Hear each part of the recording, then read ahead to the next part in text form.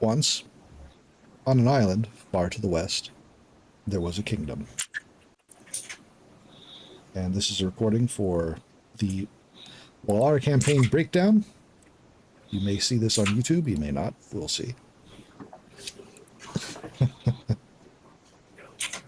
see. Well, let's start with character introductions. Don't worry about having to introduce yourselves. I'm going to do the rundown for that, so I'm not ambushing you. It's okay. I'm at the bottom of the list. I'm fine. Maybe you introduce themselves first. No.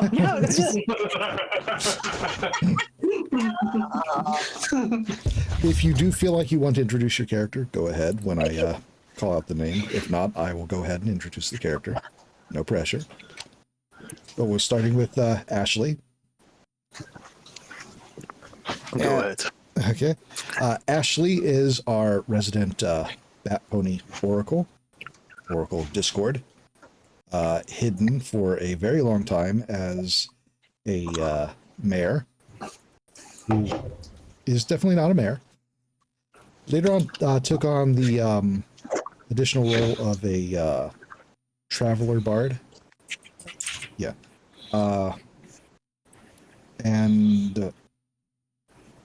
Has more or less had to hide himself as a follower of Discord for pretty much the entire campaign. I believe the group only found out some 50-something sessions in. How was that all? About the same time, a little bit before they found out Ashley's actual gender. It was a fun time. It was quite fun. Ashley is noted for being very fire dependent. Well, dependent's not quite the right word. Ashley likes fire quite a lot. It's her friend. His friend. Well, not at first. Not at first. Grew on him. As fire is wont to do. It does tend to grow Yeah. on things. Yeah. Yeah. As long as you feed it. That's true. Wildly. Let's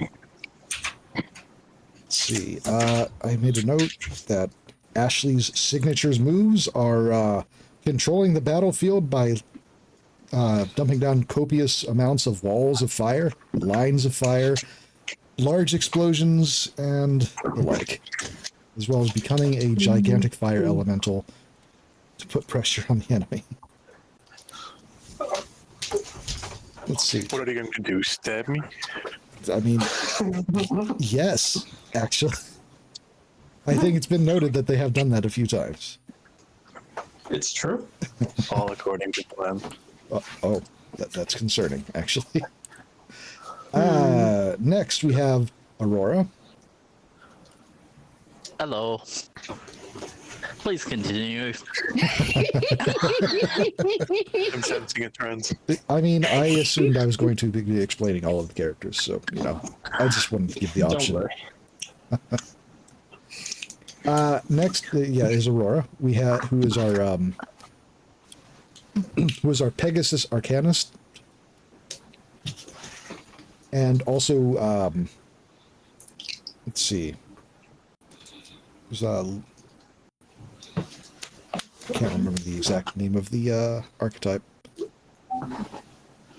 Arcanist White Mage.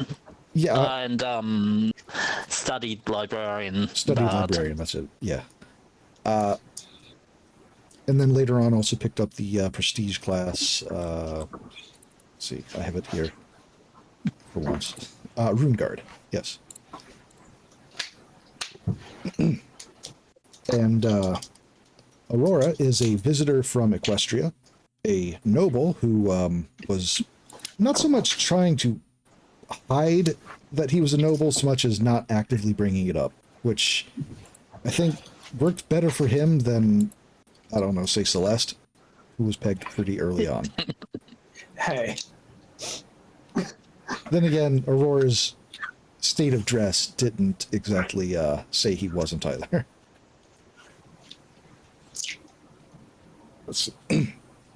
Aurora's Aurora has left home to pursue a career in magic, as he was more or less forbidden from doing so at home. And I'd say he's been doing a fairly good job of it. Are you telling me we have two nobles who basically looked at their family and went, "Nah, I'm leaving"? Isn't that what nobles do? I guess. Stone wouldn't know. Hey, if either do of it in us my didn't books. do that, if either of us Be a weird didn't bunch. do that, we wouldn't have been part of the campaign. Makes a good That's point. true. Very true. High five. Tough bump. Oh God, I haven't heard that in a decade. Sorry, yeah, literally a decade. I had to go back to 2015 right there. Wow. Oh, that's over a decade now. It's 2026, y'all. It is barely over a decade. a month over a decade. Still counts. Aurora's signature moves are ruining my plans. I do that a lot. That is a signature move of Rick. That is fantastic, considering the first thing Aurora did when Sono showed up was ruin his plans. But specifically, Aurora engages in a lot of non-lethal spell work, especially magic missiles, and I believe you used a non-lethal fireball at least once, if I recall. Only one? Yeah, on a well full of changelings, I believe. Oh yeah. Weak. Let's see. In addition, using summons to put pressure on spellcasters to keep them from being able to do their stuff. That happens a lot. Stealing summons from other spellcasters, and Why is that? general denying other spellcasters their stuff from going through. And recently picked up a rapier and is actually proven to be really good with it.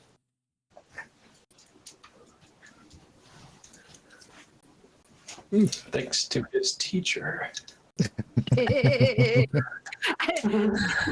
And was waiting for someone to do that. next we have Celeste. Speaking Hi. of teacher, I'm Celeste Glimmerspark, Paladin of Celestia. No, the name is not a coincidence. And boy, well, let's not talk about it. Moving on. Also a full-fledged wizard. And yes, I am a noble who attempted to hide the fact that I was a noble, and everyone was just like, that's a noble. And She tried to Celeste- hide it? What? Celeste, to this day, doesn't understand what went wrong. Just as Ashley. You just Yeah. it just shines through that the noble blood just can't be suppressed. By you. you need more training in slouching. Yeah, I just carried myself too perfectly. Sorry about that. Too clean. Carried yourself and the artifact heirloom sword that. Speaking of the artifact heirloom sword, that is my precious possession and also my greatest Precious. non-living ally, the sword Calamore, the sword of the noble house Glimmerspark. And maybe she has it against the wishes of her family. Maybe. Maybe. Maybe. Maybe. Look, I don't remember anyone asking for it back. She's also a fully trained wizard that is specialized in teleportation, which leads to her signature moves, hitting things with a sword. I guess she has other ones too, but they all kind of lend in service of the first thing. She teleports around the battlefield. She likes to heal herself from any wound, and she's only gotten killed in battle approximately twice. 3 times. I Ultimately. think you might be a little off. It's at least 4. Yeah. No. What are we counting here? I mean, you were killed by the big giant head twice. Okay, no, Yeah. to be fair, Ashley wasn't there when the last one, the third one happened, so it's fine for me to treat. Well, that was the first one. The first time she died was against her new BFF forever, Faith. And by BFF, I mean mortal enemy. But, like, when you're fight-blooded, it's the same thing, isn't it? It's true. Best This foe explains a forever. lot. Best foe forever. Anything you want to add, Ken? Anything I miss? I think you pretty much got it. Unsurprisingly. I know a thing or two about Celeste. Maybe. It has been a little bit since you started playing as her. Next we have guidance. Let's bounce guidance down to the end along with Wanda. Okay. All right. But everyone knows that Guidance is the character and Wanda's the pet. I mean, that is an extremely good point. But also, you can't really explain guidance without explaining Wanderlust. Yeah, that's fair. I was just, they're alphabetized, so. Yeah, no. Next we have. Although I think actually. Go ahead. Yeah, go. No, you go. I was going to say, well, actually, given the party here, I think that actually does bounce us straight down to Wanda if we're not going to. If Stonehoof is going to be a little bit on the side because later edition, but. Well, I was going to introduce Julia, because she is important for the first half of the campaign. And let's go with Julia. And then we'll have Stonehoof come up at the very end, because Stonehoof is introduced last in the campaign. So next to the party. So next we have Julia, a Pegasus Ranger, a guide as her archetype. She also later on picked up Cleric, but trained out to Inquisitor instead.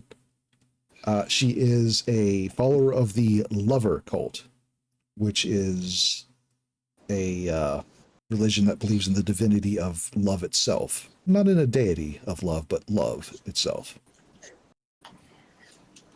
I genuinely did not know that. Oh yeah, I remember that. Really? it came up. It came I up a don't- few times, but I don't remember that at all. It was right after. There was, well, not with. It was a few times really after we met her mom as well. So yeah. But she was Team Mom, or again for a while, and also a roving matchmaker. Yeah, that's what I remember. The whole shipping thing. Yeah.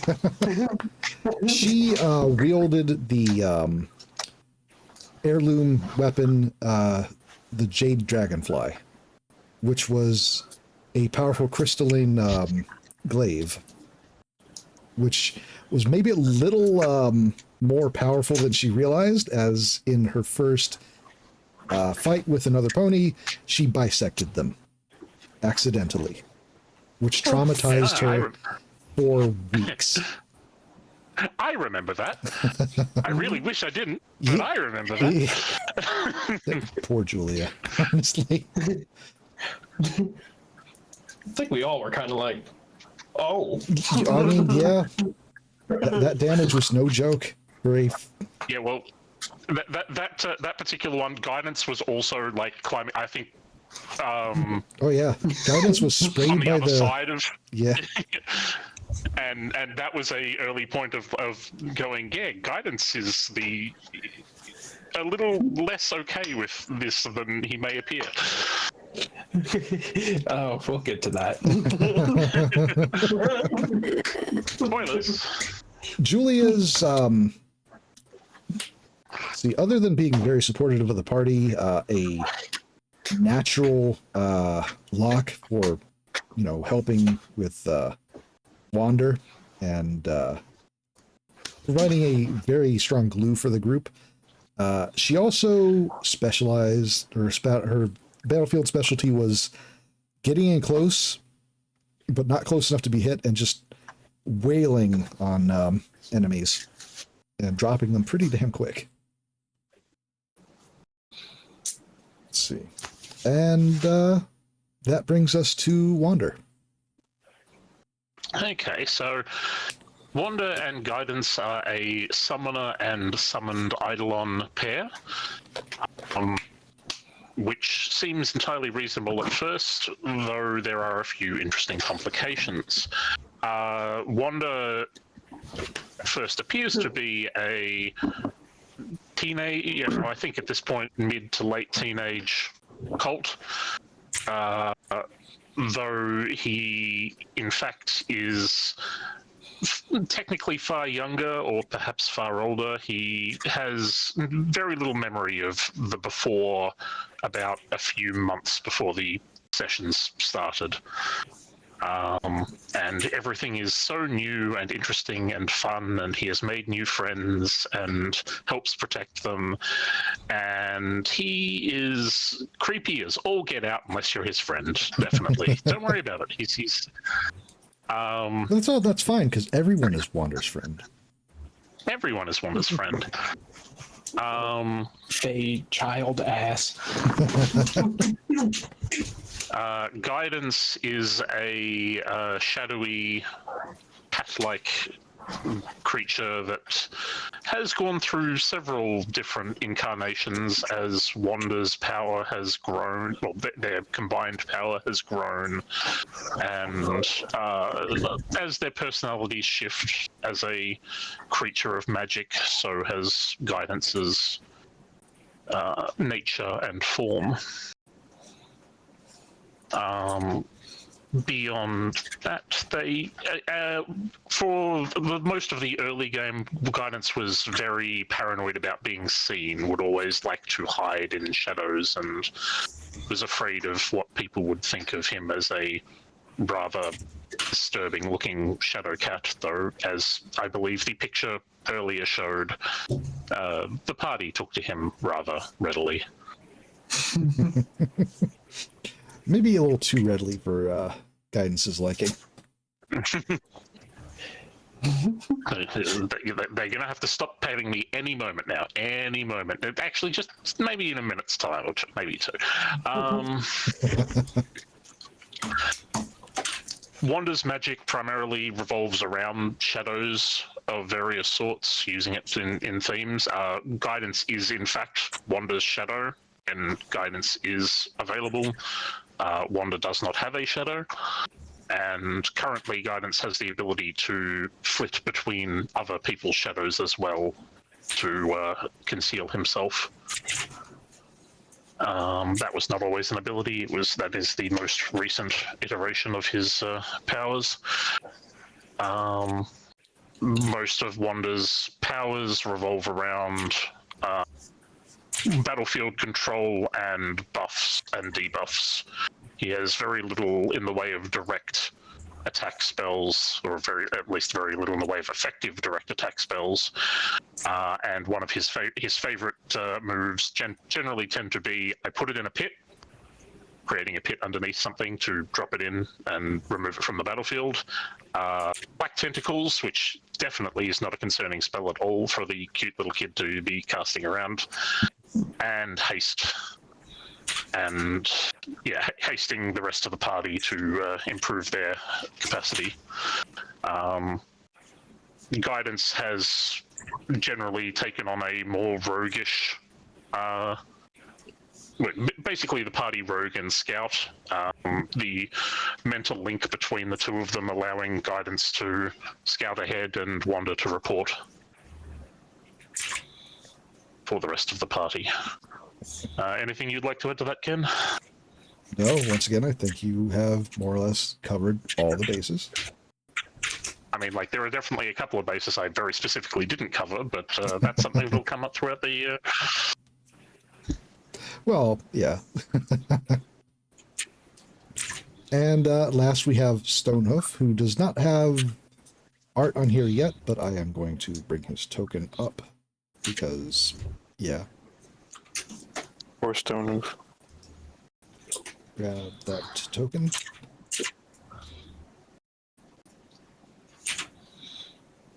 Any moment now.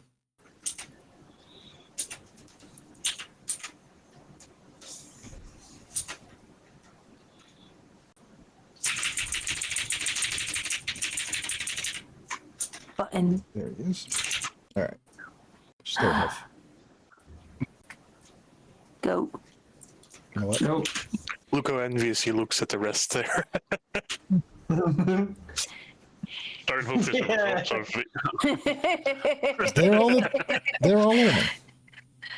Yay! I would say No. Stonehoof is a result of our employers noting that we appear to have lost our party mum and assigning us a new one. Pretty much, yeah. Party mum, party common sense, you mean? I'm imagining if Stonehoof had been there along with Julia, and how much more rest and sleep you guys would still be getting. Probably not. No. They would team up against you, though. I mean, You're she had acting like Spoon, the- but You're like acting like the trouble isn't the one that finds us, not the other way around. Yeah, it's something. look, that Stonehoof corpse started- was there when I arrived. It did not do anything with it. I did found a bit of gold though, so. So, Stonehoof. Would you like to take it, or would you like me to take it? Yeah, all I gotta say is he's babysitter. That's it. That's all I say. He's failing at his job though, because by God, there's trouble like to find you, mother. I just went to a birthday party, okay? Yeah. You went to your birthday party and got your ass kicked by your grandma. Stonehoof is currently rethinking how much he believed all those reports he read about your adventures.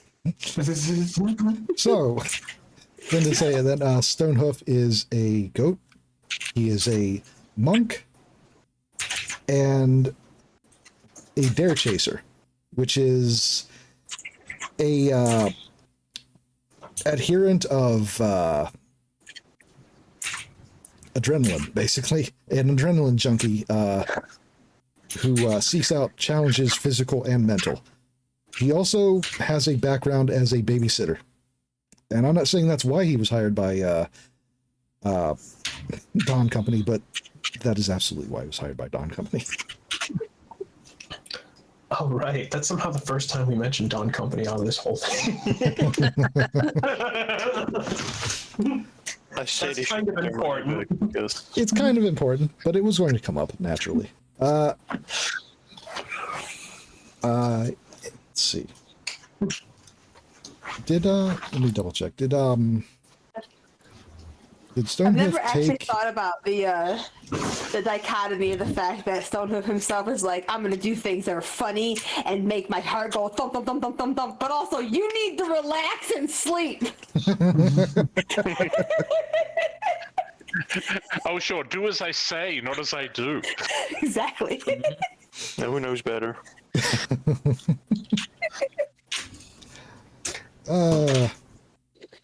Oh, and also Stonehoof is from Equestria originally. What? Yeah, that came up when they first met the group. Another one. I have an accent, y'all. Missed that. You do have an accent. I do vaguely remember that. Yeah, so like there was a conversation between Aurora and Stonehoof when he first came in, and yeah. Okay, so the characters introduced. This campaign takes place in a kingdom that is on an island far to the west of the coast of Equestria. It's about it's at least a month's trip by boat from the coast of Equestria to the island of Welara. And Welara is notable for being unusually reliant on mercenaries. In its long history, the use of mercenary companies has been a more or less full-on replacement for an standing military force. And because of this, mercenaries are afforded quite a bit more respect, reputation, and honor in Welaran culture. It also has led to the proliferation of many mercenary companies. The company in question for this campaign is Dawn Company, founded by Dawn Star, as a, well, her noble house is, well, let's say it's not doing well, or it wasn't doing well, until she founded Dawn Company and her odds picked up.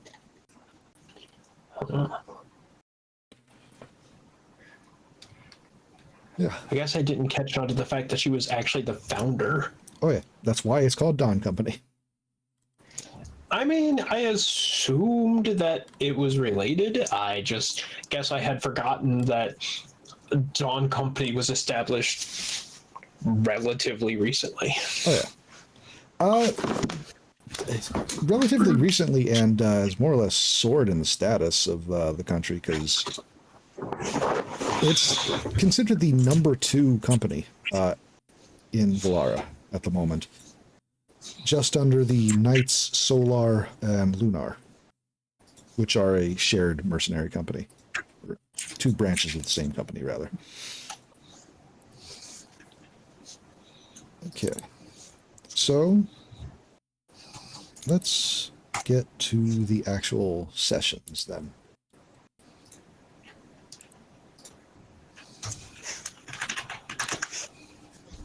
As soon as I find them. I did want to put together like a whole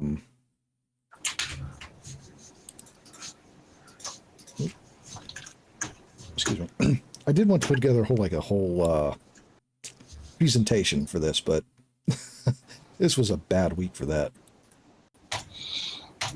Yeah. Okay. Our first session, titled Meat in a Tavern, Rats in the Kitchen. What a cliche. This is, I'm sorry. Ugh. Heartburn out of nowhere. So our group first met in a little inn called the Daydreamer Inn in Colton, in the back rooms of the establishment, after Echo, the lead of the group in Dawn Company called the Echo Squads, which is a vetting program for mercenaries to join the company, as well as a well, originally envisioned as a meat grinder for mercenaries, but Welara has become significantly less dangerous than I originally envisioned. I want to just let that sink in.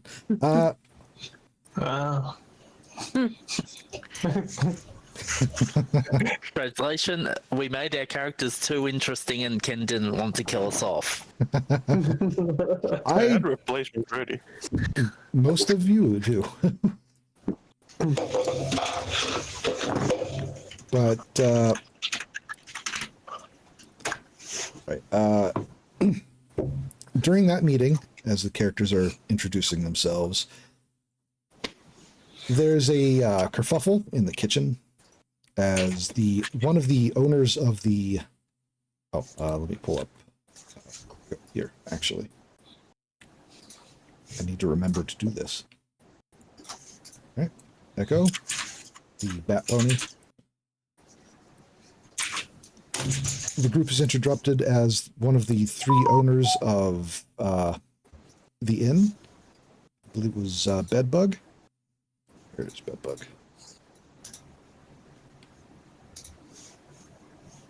There she is.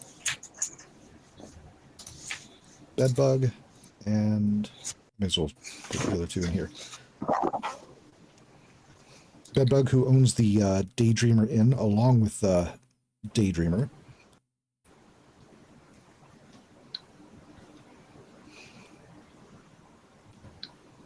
There you are. Putting on the wrong spot. Metric, when he was still doing pony art. Let's see. And the last of the 3 was All-Nighter. Ponies. It's true. Ponies have been known to be in Welara. There's gonna be a few of them. Maybe a few. Yes.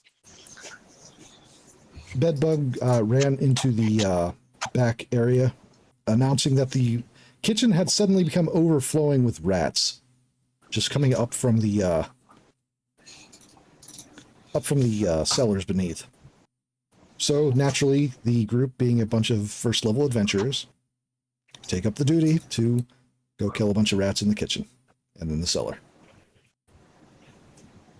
Which they did, and then proceeded to find that there were more issues as the rats were being controlled by a rat king.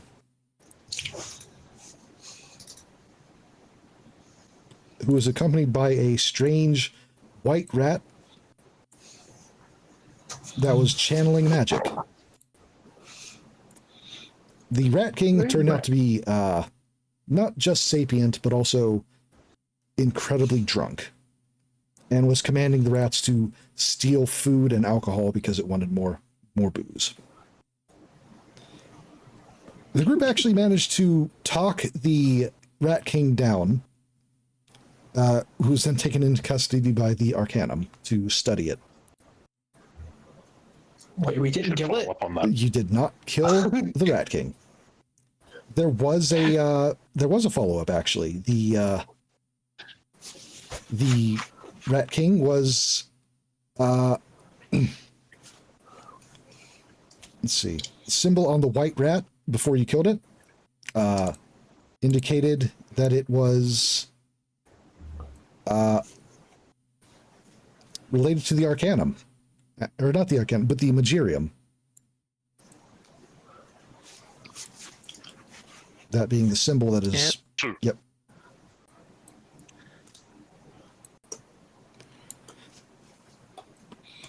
Wizards good versus wizards bad. It's true. I feel like more issues come up with wizards curious versus wizards who don't want to fuck with nature. It is an easy dichotomy for good storytelling. I've yet to meet one of the latter, but sure. Right?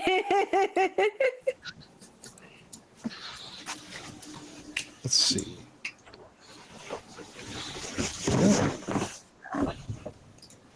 Okay, after that we had a little bit of a session interlude where the newly formed party essentially had a sleepover where Wander discovered the infinite joys of the sweets.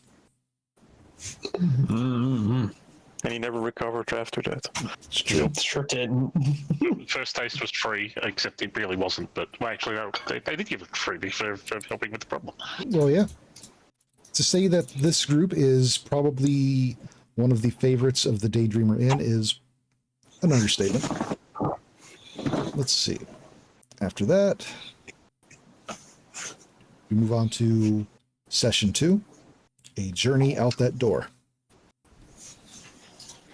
which is the group getting together and finally leaving the inn to go on the first mission that Echo had originally brought them to the inn to discuss as a kind of a live interview,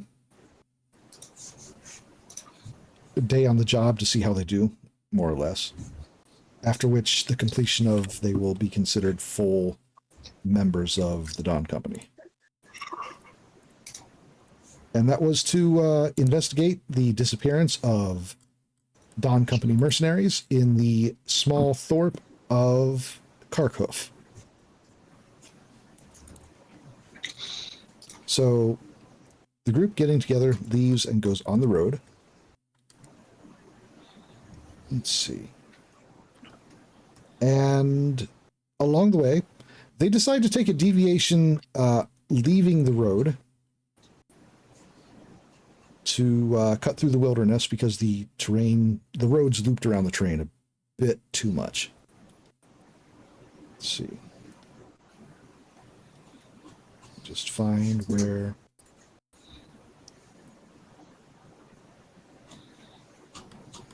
Let's see.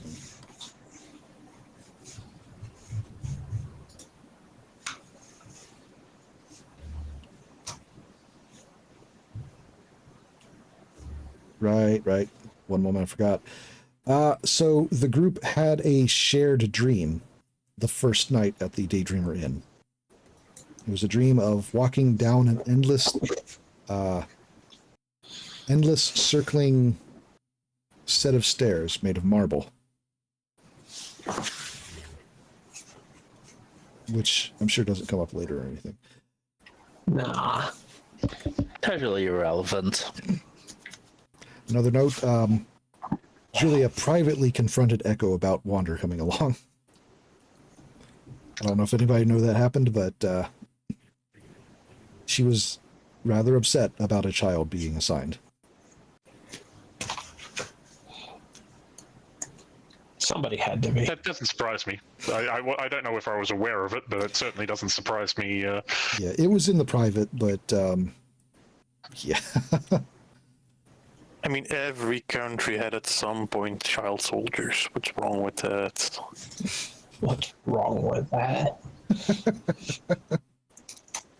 They got to learn young.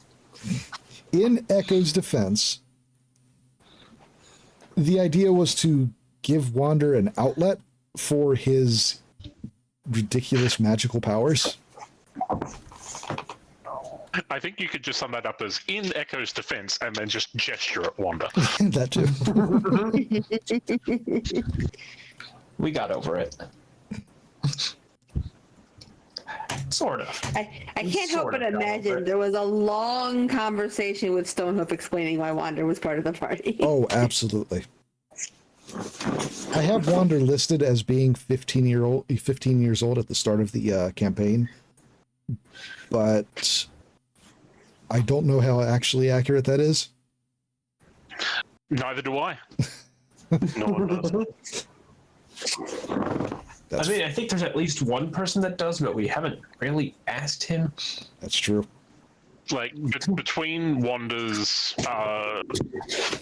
childlike personality, at least to begin with, and his somewhat more eldritch factors, I think judging his exact age by looking at him would be a he's definitely not fully grown. Let's go with that.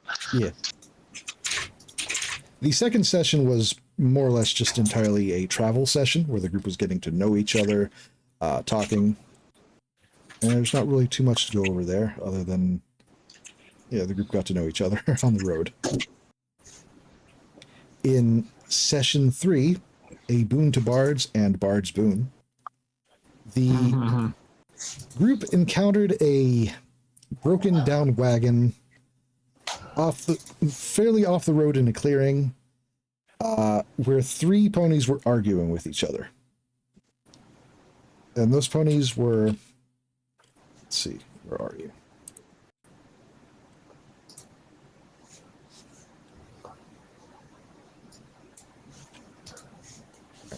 Those ponies were Silky Skies,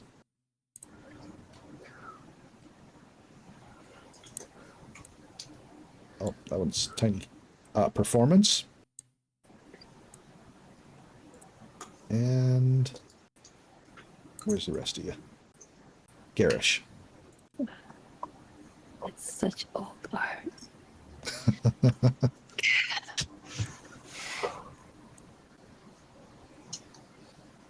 Who ended up being a, well, the group was very cautious about approaching them because they were worried they might be drawing into an ambush.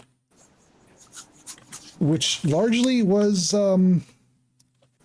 Correct. especially Celeste's concern, because Celeste had encountered some issues with being ambushed just prior to the campaign itself.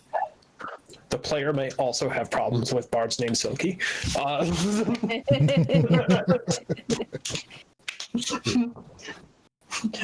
I am Silky, thespian extraordinaire. I think you said that verbatim during the session. I did. In fact, not only that, I played the sound clip.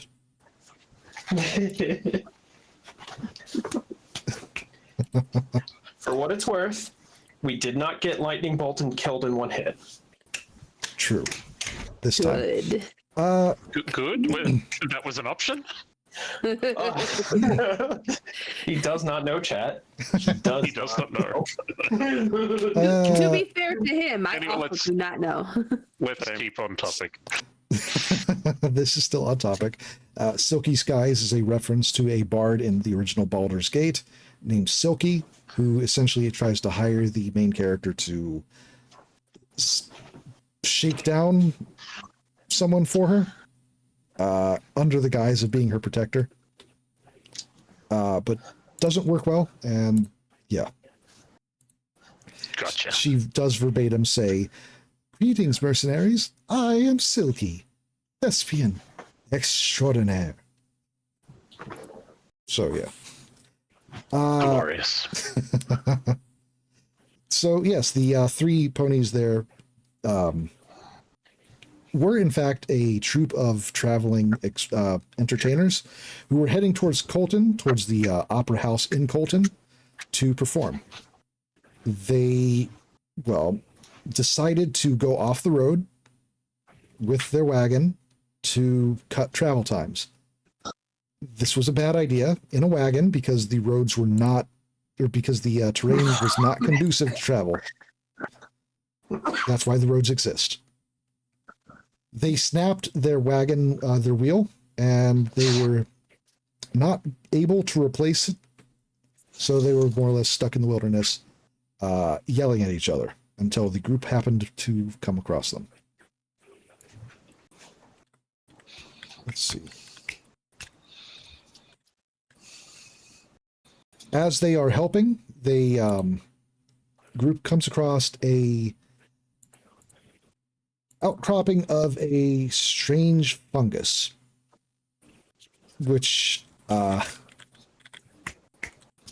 whose stalks grew to look something like small instruments.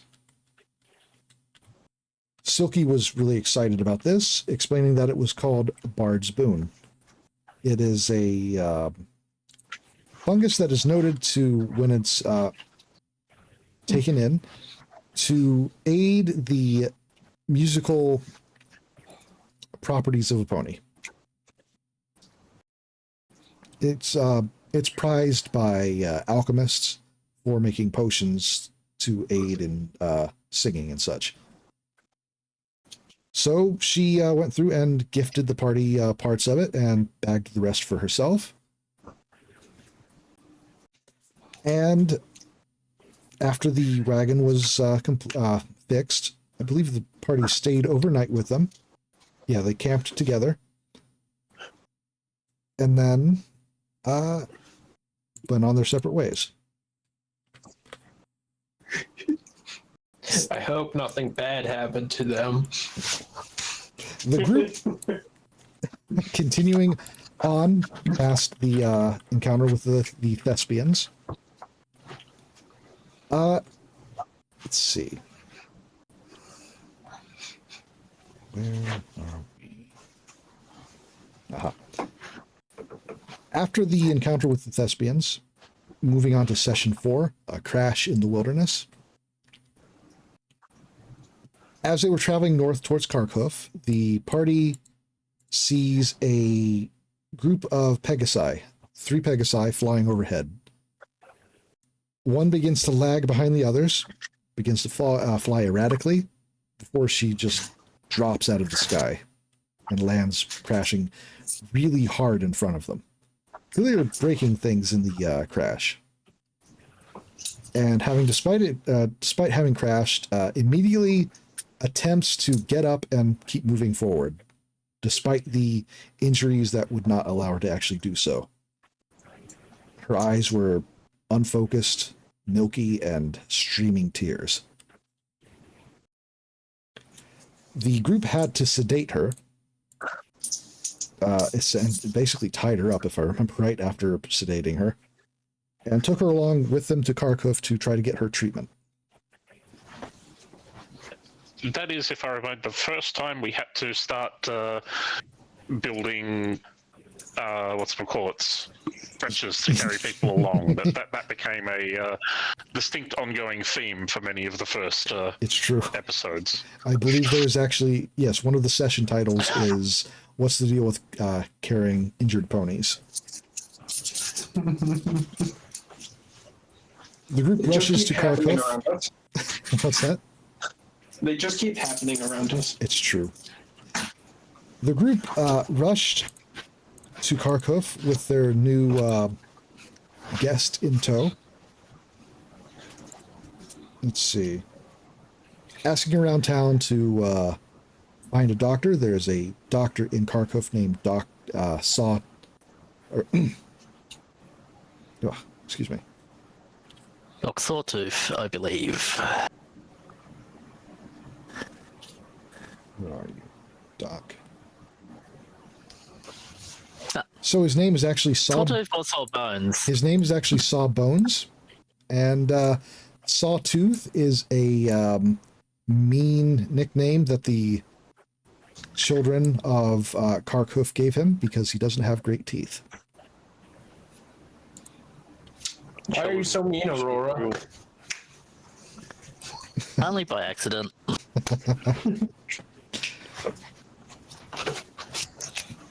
But Why you have to be so mean? let's see. The group here is then, or after talking with the doctor and getting her into treatment, leaves to visit the local shrine. They explore around town. They rent a room at the local inn. While they're at the inn, actually, one of the Arcana mages that Celeste has known since childhood, Cantrip, find Cantrip, actually happens to come into the inn as they are... That's not the right picture. Comes into the inn that the party is staying at. She had been sent to Kharkov because it hasn't just been mercenaries with Dawn Company that have been disappearing.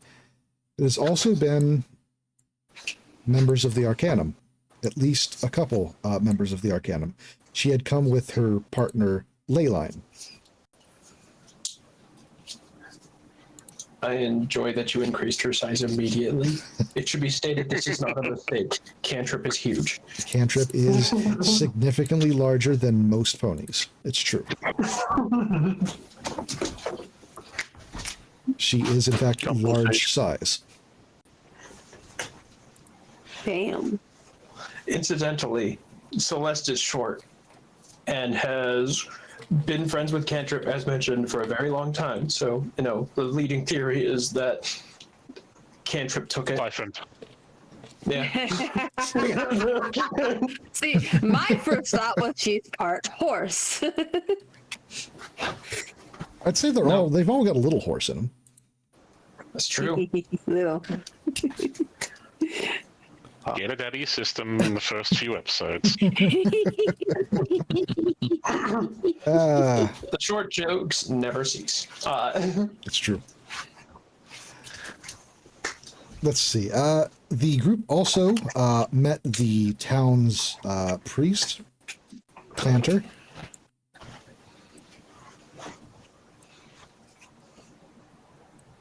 Who was an early person to, or an early pony to explain Luna and Celestia to Wander, at least outside of the party. Which later on, I believe, leads to Guidance bolting into the forest. I think it was something to do with Guidance, like feeling strangely comfortable walking out into the, feeling like he didn't have to hide when he was in the Luna area of the thing, and then suddenly realizing that he was standing in the open and not dealing well with that. That makes sense. Other ponies they met were Tannin Root, the owner of the inn,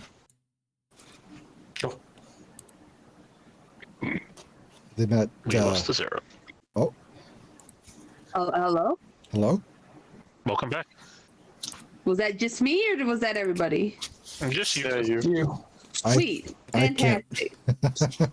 I honestly can't tell because since I'm using OBS to record this, it mutes all Discord sounds outside of talking. So Fair.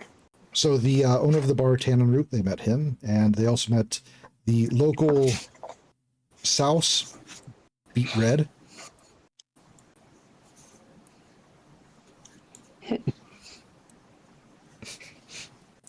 Snowy provided quite a few early tokens as well.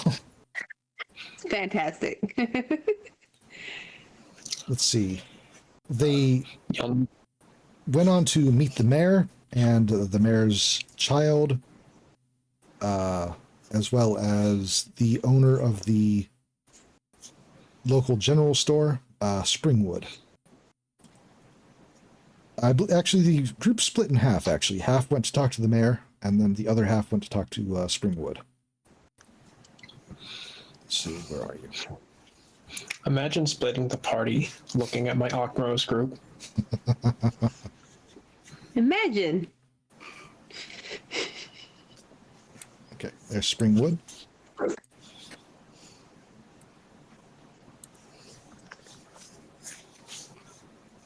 And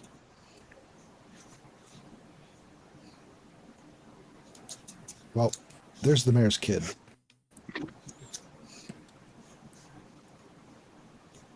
Bloomin' onions. Oh, And the mayor, where'd you go? 2 seconds ago. Very yellow little pony there. It's true. There you are.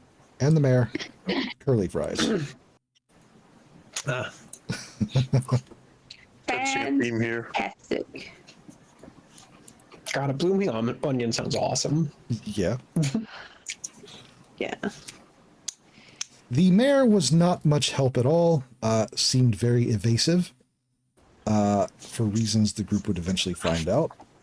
But Springwood was a lot more helpful, if only because the bandits who had been kidnapping Dawn Company members, the Red Hoof bandits, that they had been warned out by Echo, I probably should have mentioned that sooner, had kidnapped her son as well. So she gave the group more information than pretty much any other pony in the town had, other than Cantrip, who had been sharing. Well, honestly, that's sad because Cantrip can't speak at this point, wearing a muting mask and all. So it was after this that the group actually went to the shrine, I believe. After they rested, they went to the shrine to get a blessing for the day ahead before leaving into the wilderness to look for the bandits. And that was when, after coming out, Guidance had his little freak out and ran full out on into the wilderness. That was session 5 of Mares and Shopkeeps. And moving on into the next session immediately, because I just described what was going on there. Session 6, Trauma Force. Not ominous at all.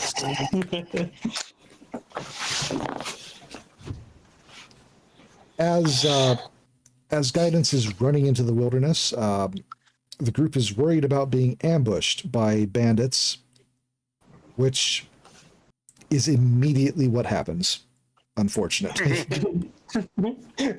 Everyone, we might get ambushed by bandits. You're right, you're going to be ambushed by bandits.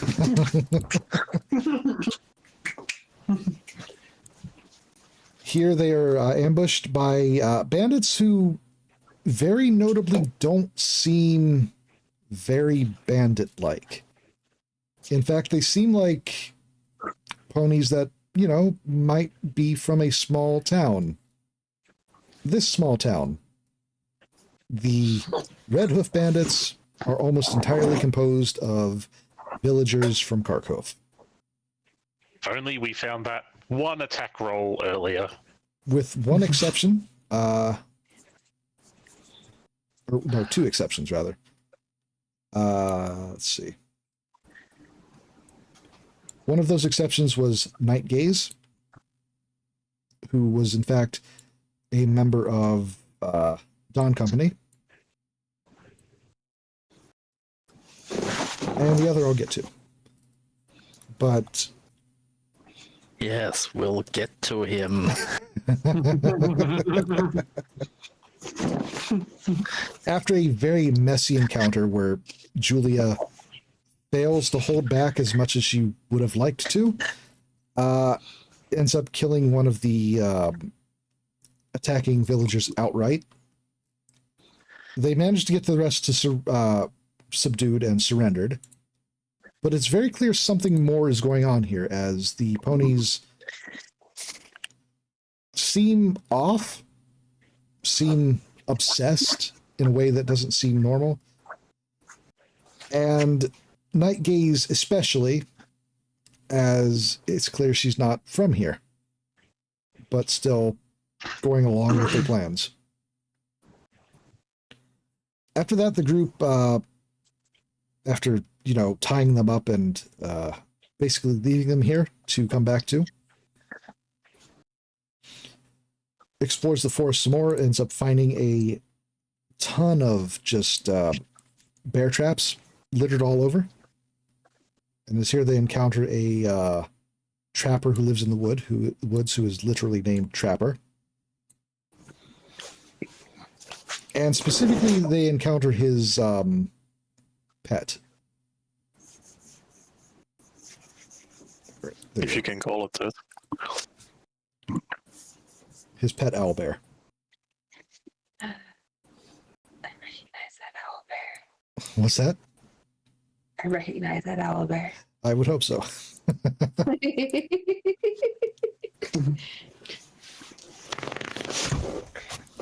The trapper gives the group a hint that, or gives them information that leads them to a shed in the woods, which the party then heads to and spends, to be honest, a very long time trying to figure out how to get into the shed. Like, kind of an embarrassing amount of time trying to figure out how to get into the shed. We didn't have fireballs yet. It happens to every party eventually.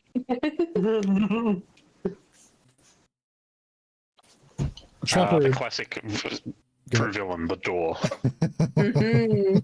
The door with a lock. I don't think it was locked. I think the group just didn't want to go in. Like they were trying to trying to figure out alternate entrances for this honestly very small shed. But I mean, hey. I'm not going to say I didn't think of that when I brought this up, but It was my first thought, but I thought I should have. Nope. Intrusive thoughts. I mean, it's especially appropriate at the moment. So, Is this an era of a more patient Celeste? it might be, because I don't think she wanted to rush in either. So, It was just a bait.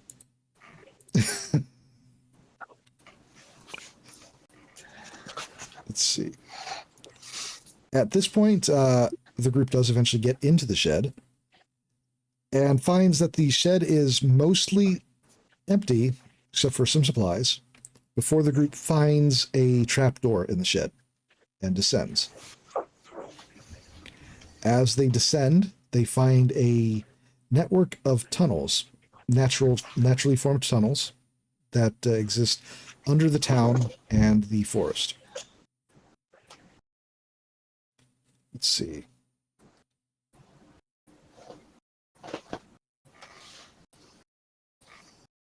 So, while exploring, they happen across an active magic circle. And in that room, protecting the circle, are a pair of horrors.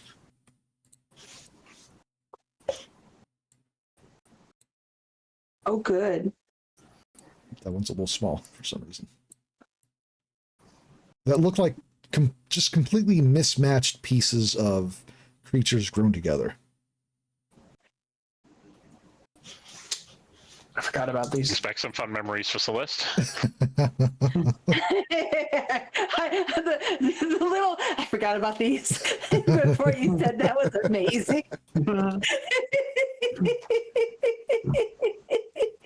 The group puts them down, even though Ashley really wanted to adopt one. I really wanted to adopt one. No, look at them. They're so cute. I don't blame Ashley. Behind the magic circle, let's see.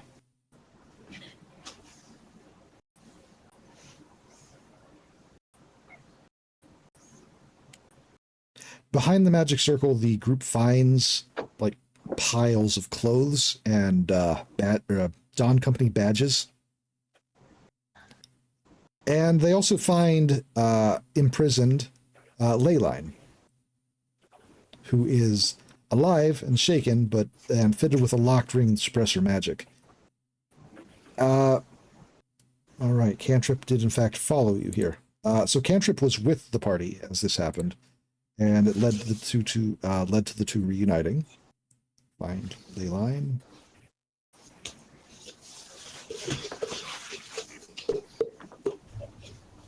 You're not Leyline. You're an imposter. Sauce. Leyline. I want to say Leyline is right there on the left where you bring a new one up. See her face. I'm not dead today. You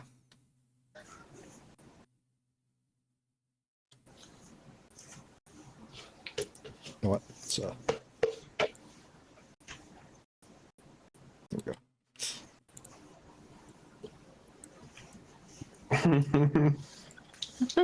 There we go. Right.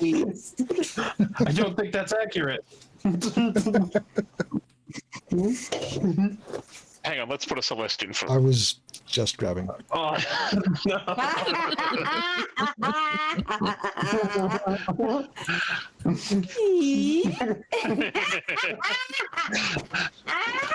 Banana pie for scale.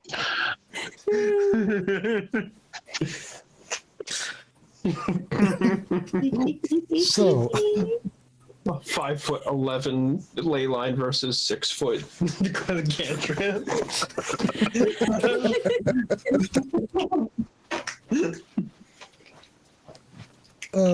but at this point, I believe this is where Celeste learns that Leyline and Cantrip are in fact engaged, which she did not know before. She was rather blindsided by that, in fact, because it had been a little while since they'd been in contact. There was, the horrors, and then, oh, congratulations! Oh my god! Live reaction in the chat. Let's see. Getting covered with kitten drool. Importantly, Leyline was also a friend of Celeste's. Yes. Leyline, Cantrip, Celeste, and Lune grew up together as a very tightly knit friend group, actually. It's just Loon. You've been playing too much Expedition. To be fair. So the group...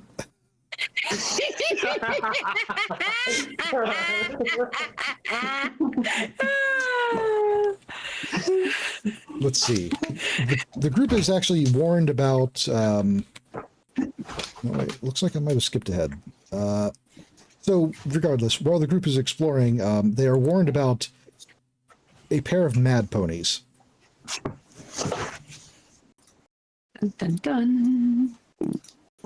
Excluding us, of course. Excluding us. Yeah. We're definitely like a sextuplet of mad pony. I don't know what the word for that is. Sure. Third. Herd works, sure. All right. A Discord. So the mad friendship. ponies in question were Pumpkin Patch, Oh She no. doesn't look mad at all. Oh no, she is. But she's I'd forgotten about Pumpkin smiling. Patch. I'd forgotten about Pumpkin Patch. Okay, you forgot Pumpkin Patch. Yeah. and Well, nobody forgot this one. and Plum forgot. No one forgot Plum forgot. It's true. There was actually a Power third. of friendship. Good instinct. Let's see, where are you? And they also found another pony in this group. Let's see. Oh, it's Alder. There he is.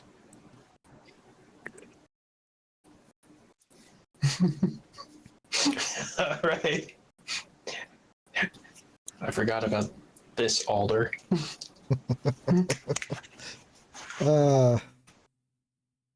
So, the group encountered these three.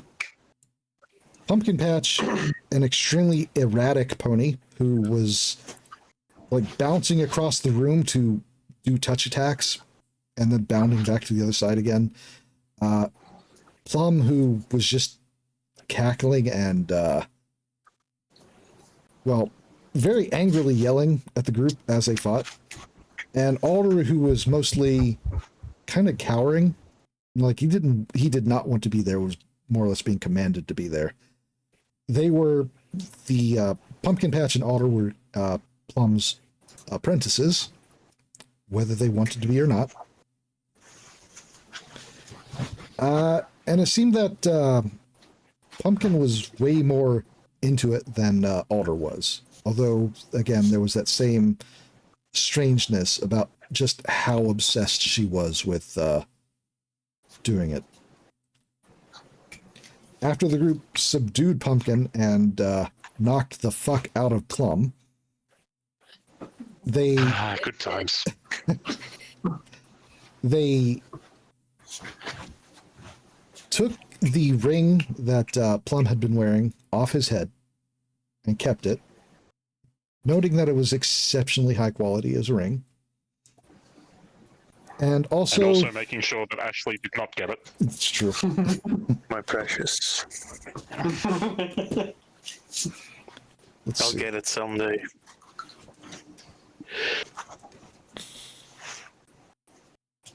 They Apologies. can't stop me.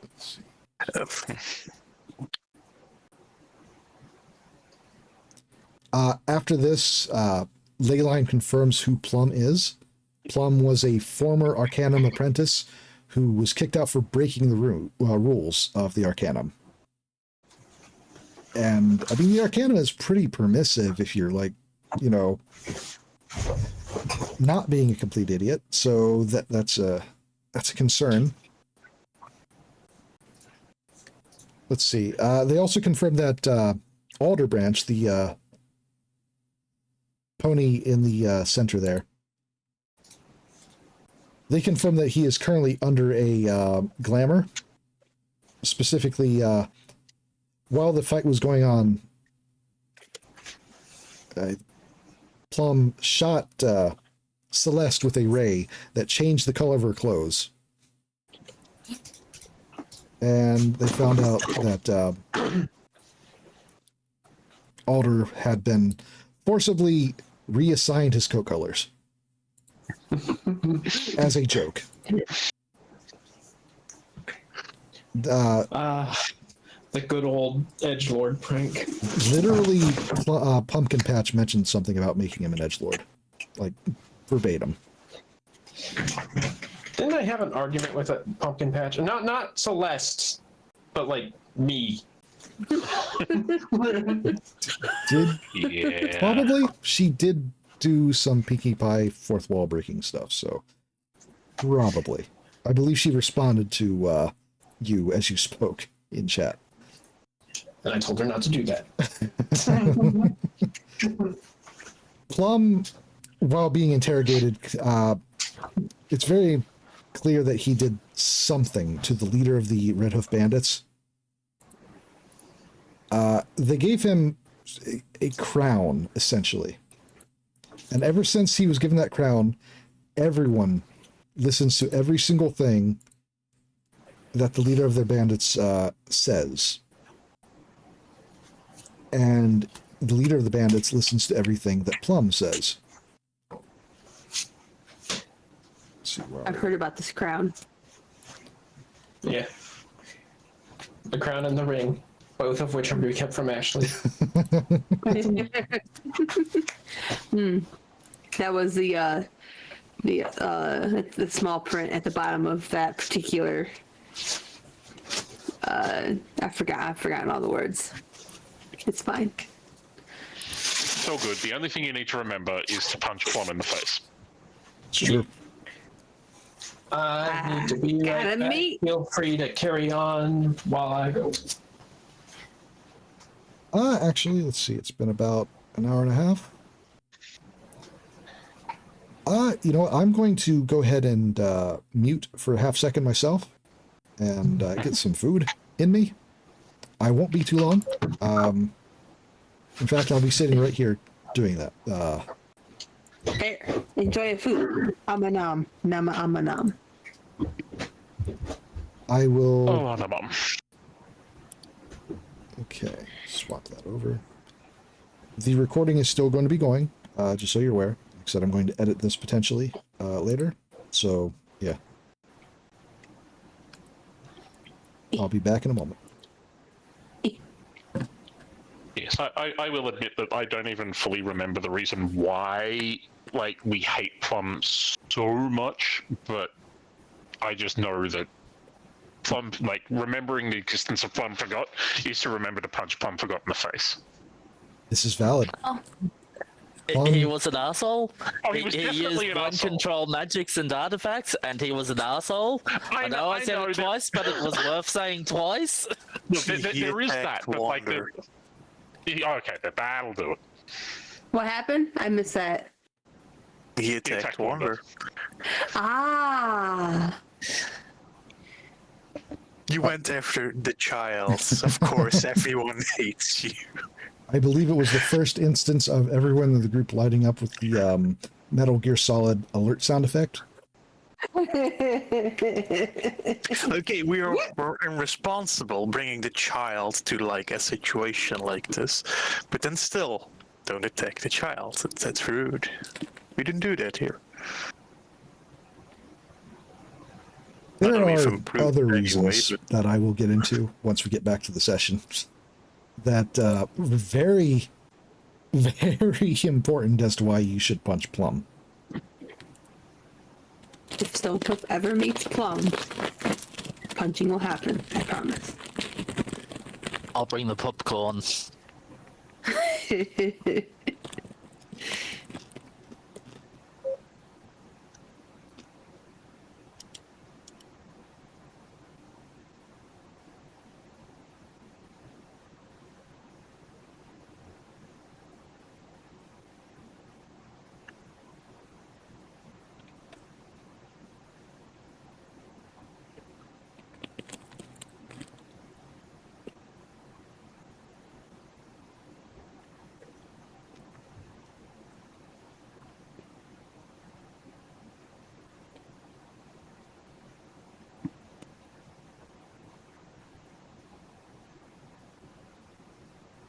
I forgot how much I love this GIF.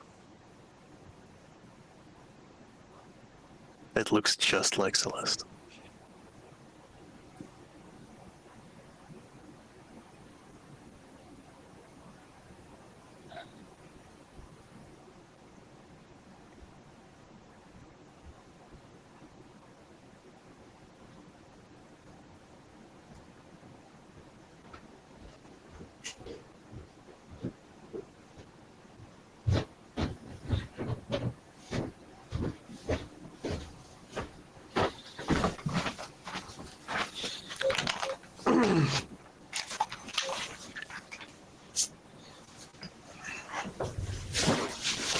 I have returned. Welcome back. Welcome back. Ken is consuming.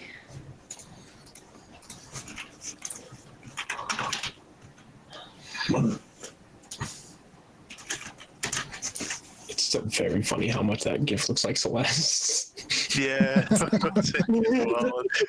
I love the GIF, and it's just like her. It is a perfect So good. GIF.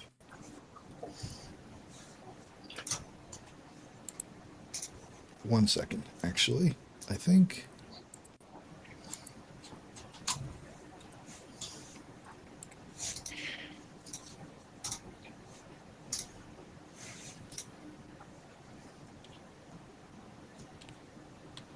What did I put that under?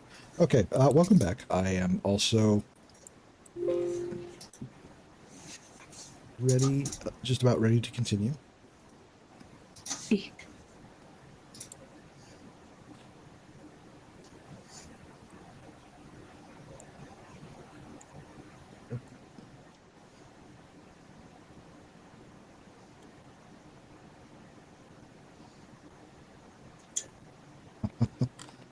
Hold on. Okay, move back to the other screen. This was the GIF. Because context is important. But also, it is so perfect. It's fantastic. It looks just like her. It's fucking uncanny. Yeah. After clearing out the mad ponies, the group does look around and let's see. They find some additional things, such as correspondence with an unknown benefactor to Plum. It's very clear that Plum was not able to get a hold of what he did by himself. He was basically given the tools and the means to do what he's doing here.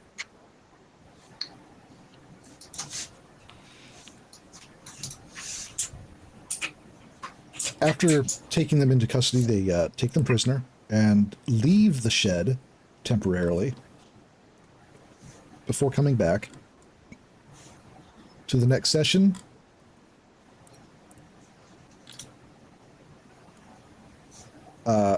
Session 8, Broken Heart, Broken Mind. Where the group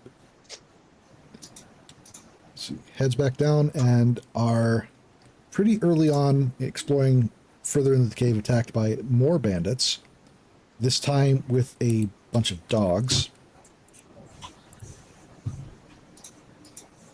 Doggos. Let's see.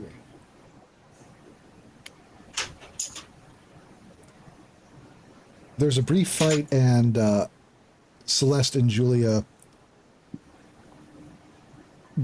offer a surrender, because it's at this point seems pretty clear that the bandits don't really want to be doing what they're doing, but they're so filled with grief and rage from some events in the past. They learn about the main reason the bandits even exist is that most of the young people from this village had enlisted with Dawn Company. And those ponies had died in a massive fire in Exmoor. No I relation. bet that doesn't come up again. Small. Yay. We have thoughts about Exmoor here at See previous note, the world was originally a lot more dangerous. Yeah. But the group does manage to talk this next group down out of the fight before moving on and encountering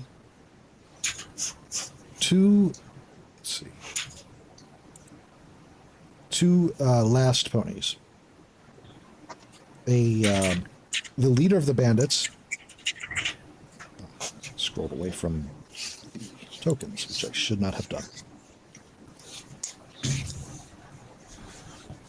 They encountered the leader of the bandits, Artichoke,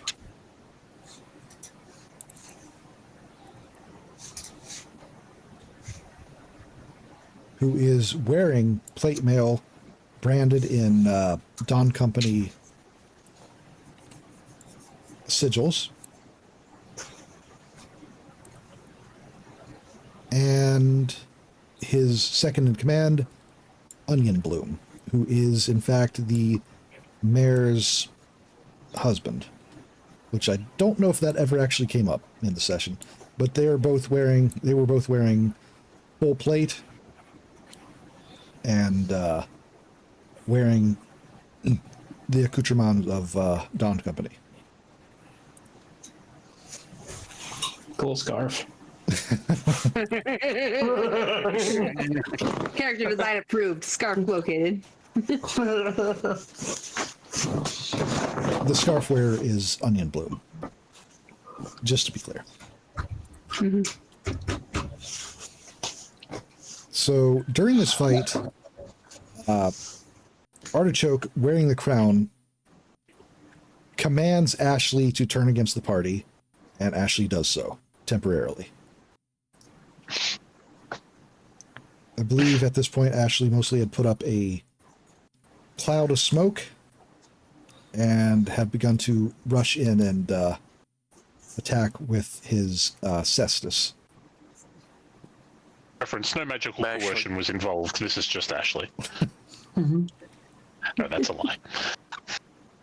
The group does eventually push through and defeat Artichoke and pulls the crown off his head, which immediately causes every single pony who had ever been commanded by Artichoke to fall unconscious into a coma state, actually. Including Ashley, who had only been under for a short time.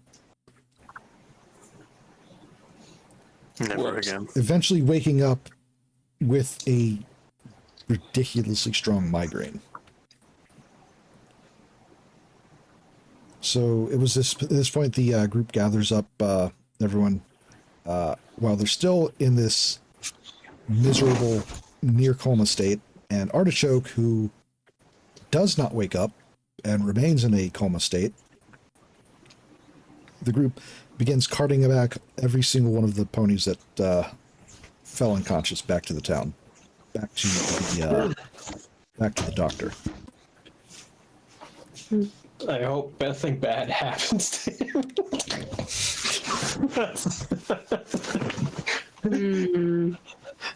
I've decided for a running joke. Can you guess what it is?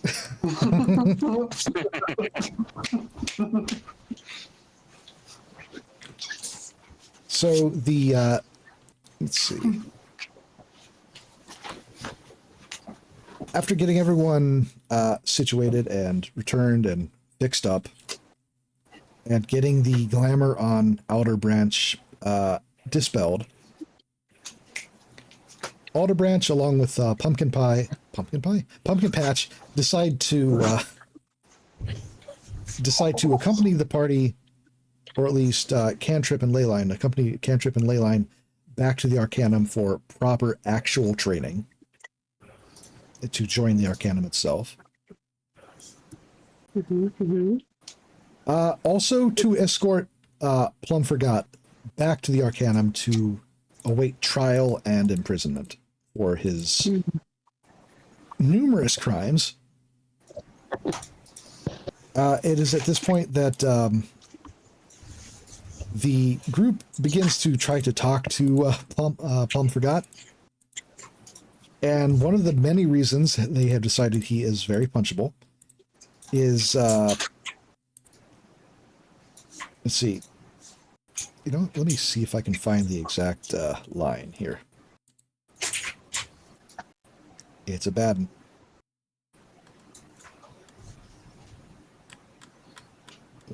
This was pretty far back, so...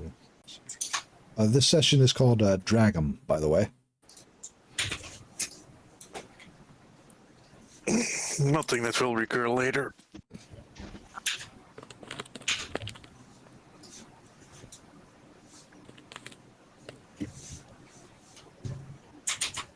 Ah, yes.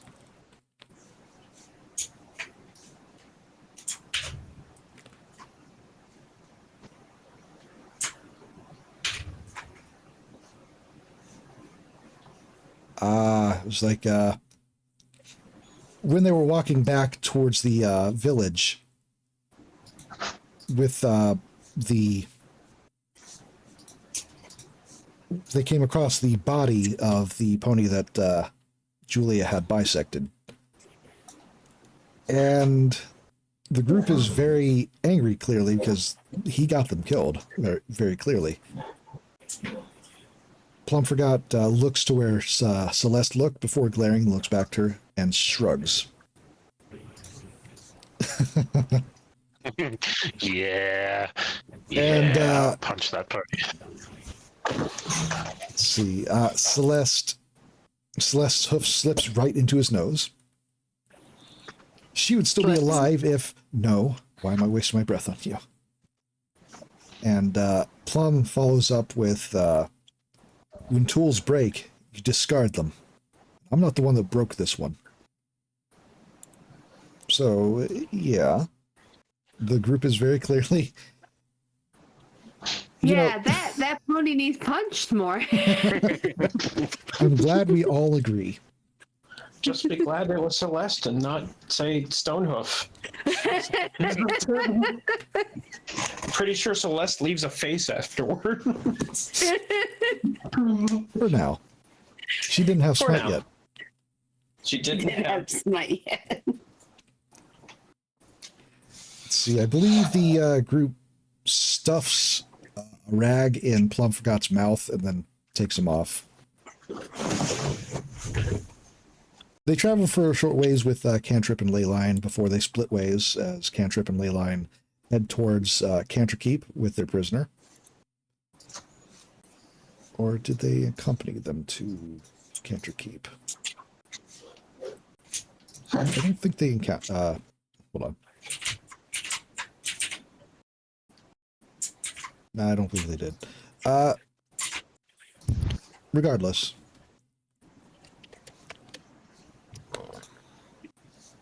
Ah, yes. When,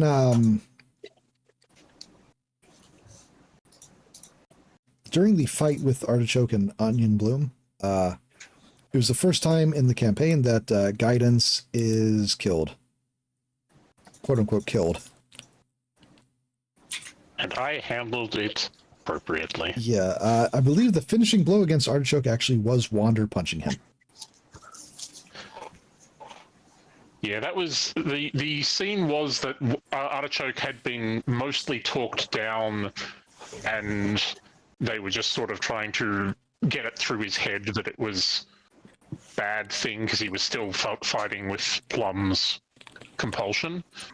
And while Wander was in the middle of working through something and going through one of the more angry phases, Julia picked him up out of that conversation, plopped him in front of Artichoke and just said, "This is what you're doing. This is your this is the sort of pain your things are causing him." And Wander, being in an angry mode, well, I was planning to just beat Hooves helplessly against the chest and rolled a nat 20 on the attack. Yeah. Fantastic. Thanks for we're going to give you this one. And that was Wanda's first kill on the board. No.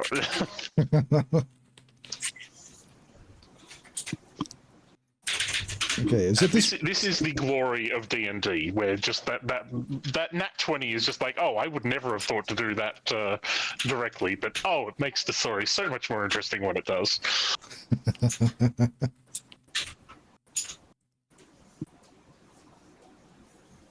All right. The group returns Plum to his fate with the Arcanum, and then the group finally moves on to Session 10, the Explanation Complication. Let's see. group is still mostly in Canterkeep here, or not Canterkeep, still mostly in Hoof at this point, actually. Just dealing with the fallout of the combat with the bandits and figuring out what to do next. It is at this point that the group encounters a chaos cross burned into artichoke. How could that have happened? How could that have happened? Well, we already gave away what the whole deal with Ashley was. So this was an early point where Ashley had used a power given to him by Discord to cause a searing wound that reduces or resists healing. Huh. However, the group did not know that. No. And that is something I at no point was aware it was Ashley's doing. So yes, that was an early red herring, courtesy of Ashley. I do like to do that. It was quite fun to like have the group basically arguing over what the whole Discord angle here would be. Chaos. I think at this point in the campaign, the group probably understands that Plum was not involved with Discordians, despite his obvious madness. No, that whole thing is not Discord's MO. Also, It's, wow, something bad happened to Artichoke. I hope that's the last of it. I hope things get better for him. Again.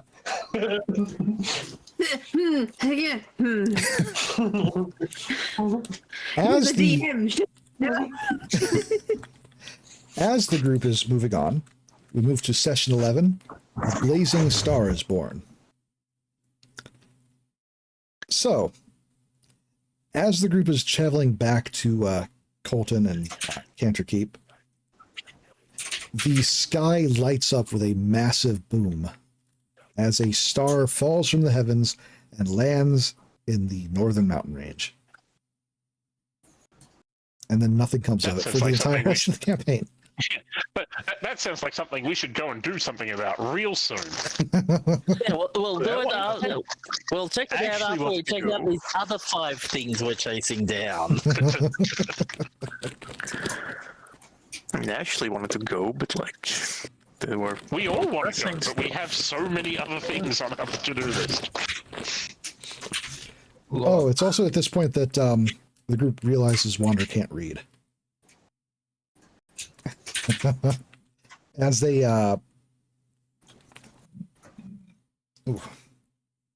previously in the campaign, Wander had identified some road signs just by realizing like the village is right there and the sign is there, so naturally Wander realized it said, you know, the name of the village. But further signs down this way he wasn't able to read, so the group realized he was not able to read, which becomes a running theme for Wander, not knowing how to do a specific basic thing.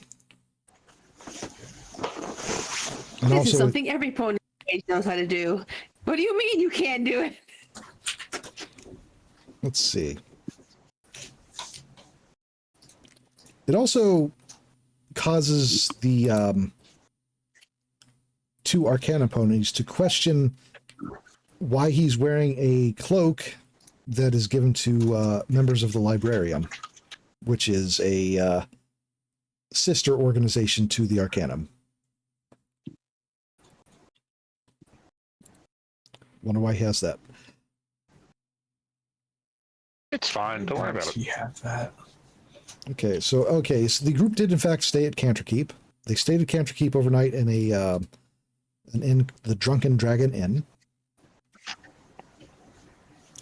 It's the first time in about a week or so the group has had access to hot baths, which they, you know, immediately take advantage of. After some reluctancy.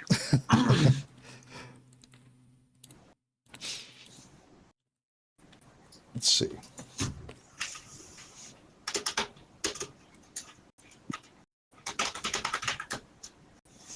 It should be noted that by this point, the party has begun to independently notice the natural rhythms of the world.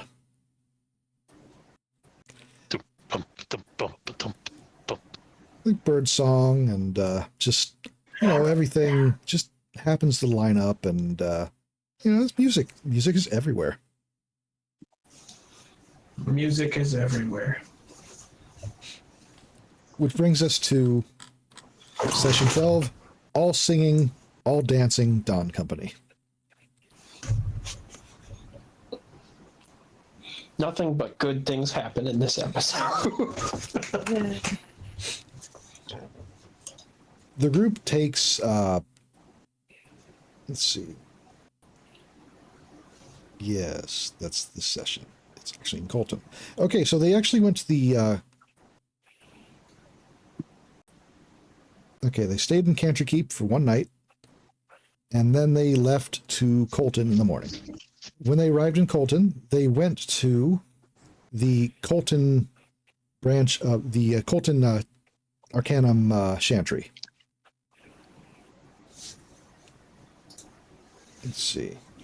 Which is where they actually handed over Plum Forgot, as well as the confiscated magical items. At the Chantry, they are greeted by a faceless unicorn mare, who the group didn't really react all that much to, because Celeste was aware of the Arcanum's deal as far as apprentices go. Sorry, I ruined the freakiness. But so the Arcanum, their apprentices are muted, and their magic is nulled for the entire time that they're an apprentice, to essentially learn humility and the value of magic. Some of the houses go additional steps with this. House Illusionist removes the faces of the ponies visually. So all of the apprentices for House Illusionist have no face.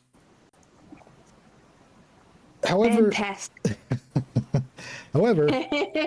Wander does immediately freak out upon entering, as one of the ponies in the Chantry is a member of House Conjurer, who wears green and brown robes. Don't like that. Wander's immediate reaction to that was extraordinarily negative.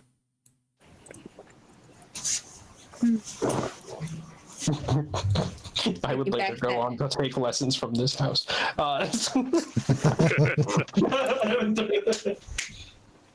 Thinking back to that comment that was made early on about Wander being the pet.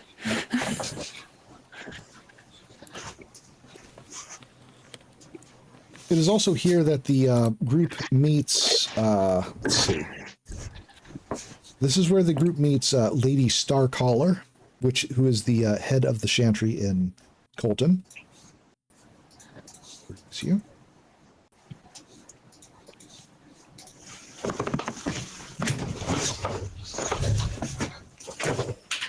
You are evading me. There you are. Oh, that was a very tiny token.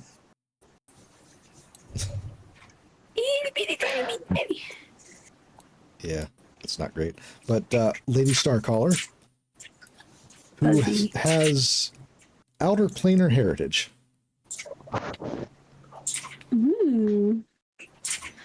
And it is her who steps through the initial steps of getting Wander to realize that maybe wearing a green and brown robe is not inherently dangerous, as she immediately recognizes what guidance is, and even, talks a bit with Wander about that whole deal. She also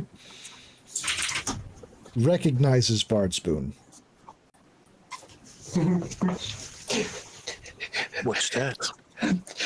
It's the stuff that Silky did not continue reading the dangerous warning labels on.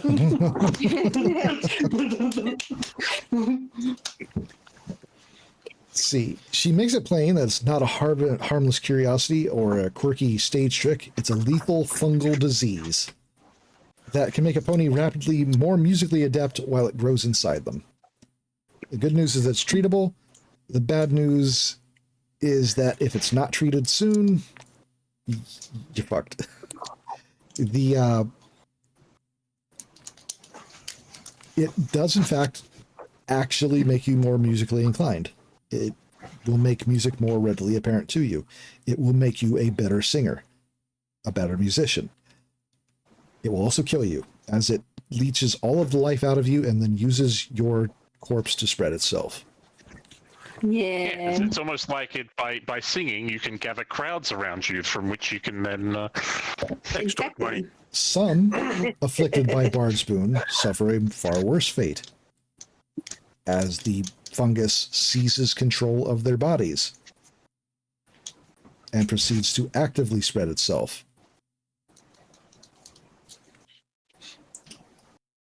Oh no. Good thing nothing bad happened.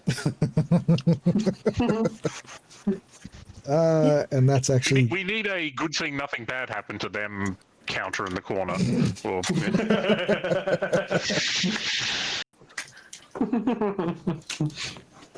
So with this hot tip in mind, the group will move on to session 13. I need healing. This becomes a recurring thing. Yes, yes it does.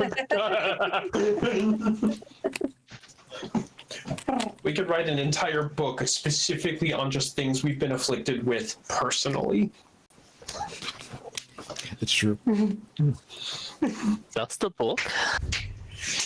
So the group immediately heads to the Cathedral of the Two Sisters in the South Plaza of Colton to meet with Peaceful Vigil, or Mother Vigil, the head of the senior mayor of the cathedral in Colton. Thankfully, they are able to get themselves treated. It had been going on for quite some time, in fact. The musical happenings, hallucinations of the group. They had all more or less kept it to themselves, which was very amusing for me. In fact, only one character did not get themselves infected, and that was Celeste, who just happened to roll high enough on her fort save. Damn Shocking. paladins. Paladin rolled high enough in the foot save. Imagine. I would incidentally become immune to diseases at a later date. A couple of others of us would incidentally become bards at a later date, so about that curing. Oh, don't play with that. I'm pretty sure they're talking to their cats, but at the same time. No, I am. One of the kittens, I have some keychains dangling on some pins on my wall, and one of the kittens is like batting at it. Why would you hang keychains on tins by your wall if not for the kids to ban at? It's true. Display purposes. Yes, display this cat playing. Give me. This cat do be playing. So, it is here at the cathedral that the group actually learns a little bit more about rats showing up, very large rats showing up who are unusually intelligent. Rats have unusual intelligence. Wait, that's not how that goes. You don't know. They might be smart. But let's see. This is also, they do manage to get treatment for the fungal affliction, now that they're aware of it. It also, being treated for Bard's Boon also makes you immune to Bard's Boon, which is good. Who knows how bad that could have gotten. I do.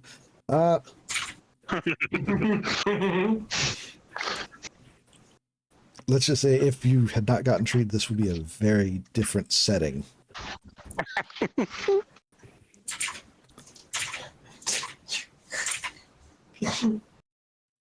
That's another run. That's another running thing, to be honest. Let's see.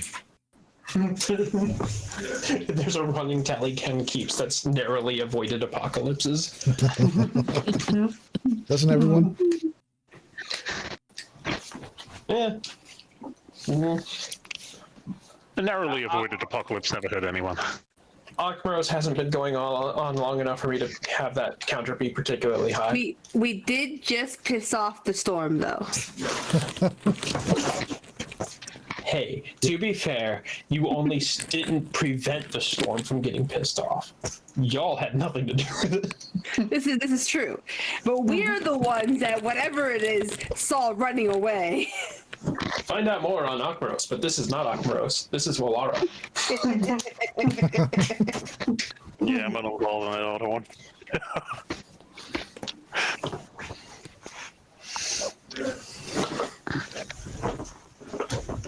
After treatment, the group gathers again to meet up with Echo for a post-mission debrief in Season 1 finale.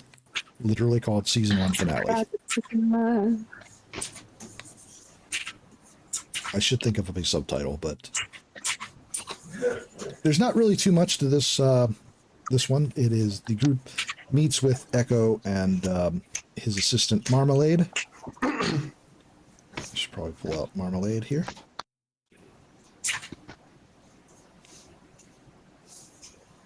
Oh, Marmalade is going to be very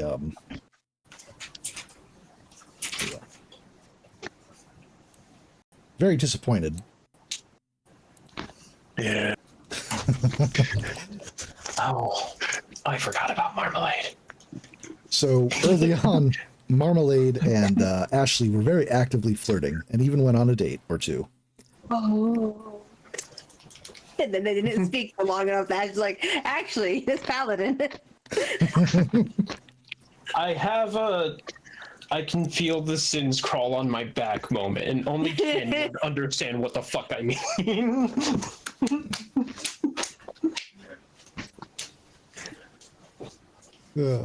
I'm not elaborating. You probably should. There's a character in another setting who looks a lot like Marmalade called Buttered Toast, and she got very bad ended.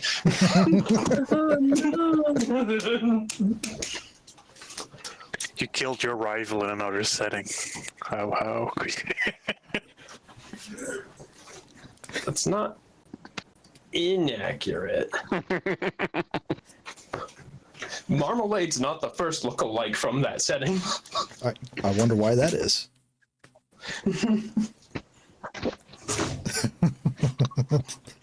So, let's see. The group had managed to collect 16 Dawn Company medals. So 16 members of Dawn Company had gone missing in Kharkov, which is quite a few for a rather prestigious mercenary company. But it's unclear how many of them had been snagged by command and mind control. Mm-hmm. Some of those like belonged to, like a lot of the people who were there had their kids die in Dawn Company, so I assumed at least some of them were belonged to the family. It's not unreasonable to assume, but you only really get one medal, so they wouldn't have had extras, so it's still quite a few. Yeah, I suppose the original one probably on fire. Yeah. Yep, fair enough. Let's see. As of that moment, the group was made full members of Dawn Company. With a following... Regrets they had forever afterwards. After which they would be meeting in 1 week for additional training and paperwork. Also giving them their own official medals. Again. I don't think... I mean, I know I covered what the medals actually did in the sessions, but they are a magical record of your employment history with Dawn Company. Like your contracts are... I feel sorry for whoever has to go over ours. Oh God. I forgot.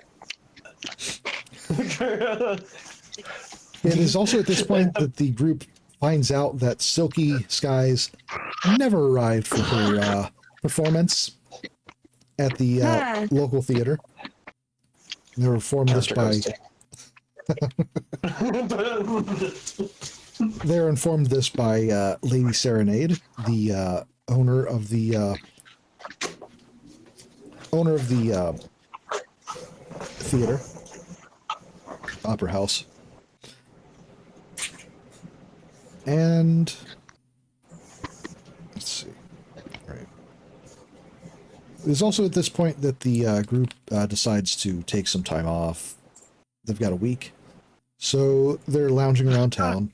And look at us, enjoying a Back break. when we still did that. And that's probably the last successful holiday we ever took. it is at this point that the group meets Radiant Shine and Honey Swirl as they are in the market selling jars of honey, who Julia recognizes and introduces the group. Or I think she's just with Celeste and Wander for the most part at this point. Well, guidance in the distance, clearly, but she introduced Celeste as Pocket Celeste. And Wander... I remember buying a jar and some cookies from them, so I think it actually was there as well. Maybe she only introduced a few of the characters with nicknames. She introduced Wander with the name Punch Warrior. Let's see. Where's Radiant Shine?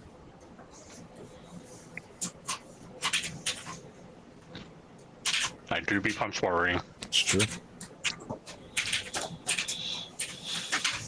Why-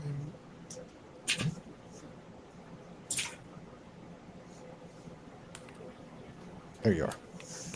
All right. Radiant Shine. God, I just found the introductions. This is Ashley Squeaks. This is Wanderlost, Mighty Punch Warrior. This is Pocket Celeste, and this is ... Aurora. Perfect. Oof. Also telling a time before we would have introduced guidance. And Honey Swirl.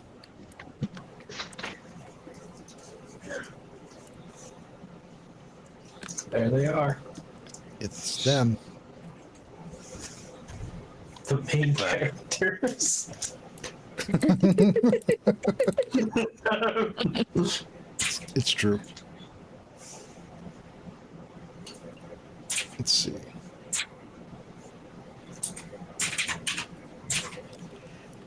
Let's see. Radiant urges that Julia comes back to visit Bridalshire. And but Julia's busy with Dawn Company work right now. Let's see. The group heads back to the Daydreamer Inn. And then proceeds to have the same strange white marble staircase dream. Let's see. How strange. They reach nearer to the bottom this time. And see a washed out, desaturated world with marble columns rising in the distance.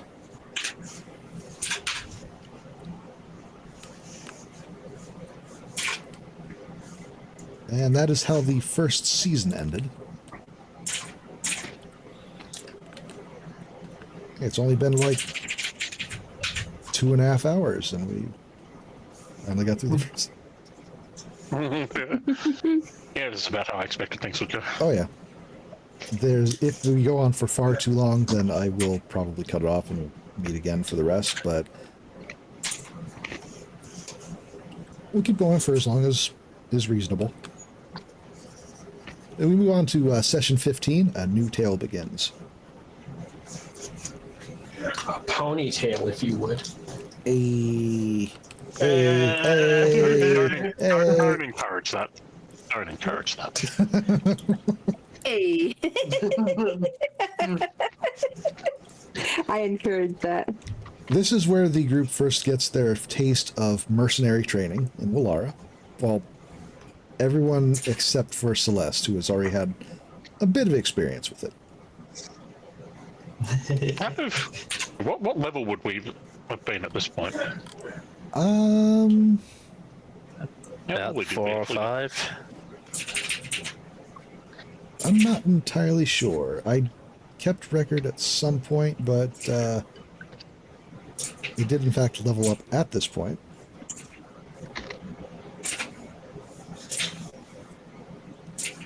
Okay, there were discussion of weapon and armor attunements. So for cost reference, the +1 weapon, I believe you reached that point at this point. Right. I'm just saying session after session. No XP awarded was in the blog. Yeah, there's a lot of that, because a lot of it was not awarded in the actual session. Let's see.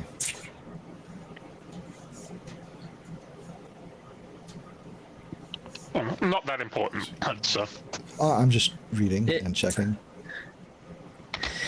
It would have been 4 or 5 because we were doing that half gestalt thing and we only got 2 gestalt levels. Well, okay, yeah, that makes sense. imagine earning like a level every couple of sessions. This is where the group first gets their gestalt levels. Let's see.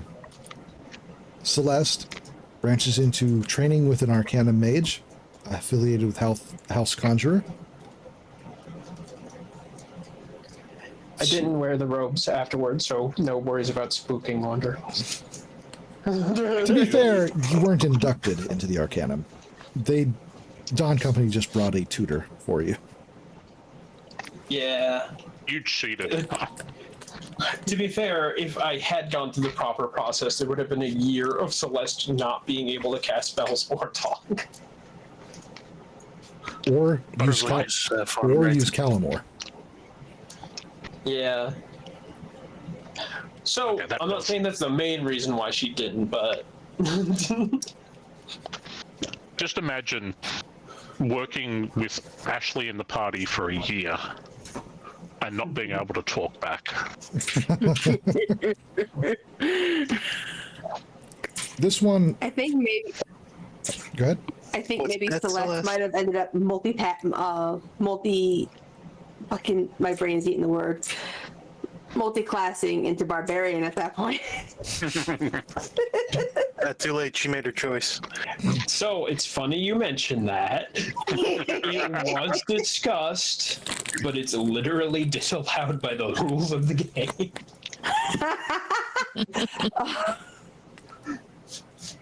Well, I mean, You have to be non-lawful in order to become a barbarian. Gotta be lawful to be a paladin. To be fair, if Celeste couldn't talk, that would just turn like a plank situation with Ashley, so...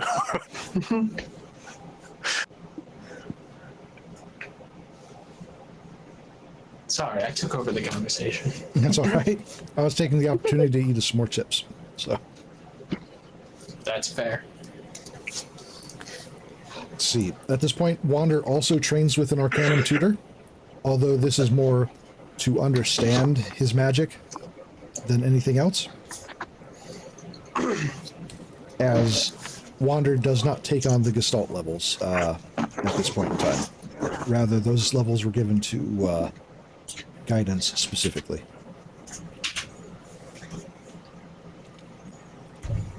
Ashley trains under a traveling minstrel to, well, hone his magical talents, or musical talents, rather.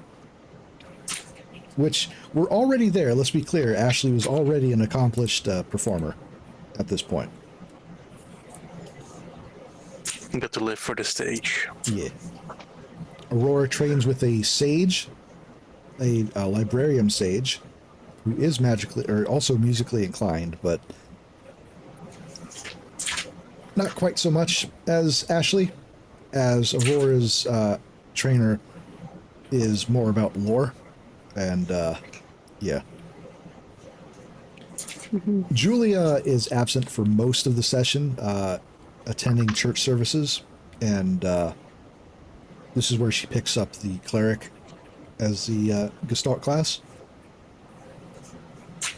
Meanwhile, Guidance, I believe, was trained with a rogue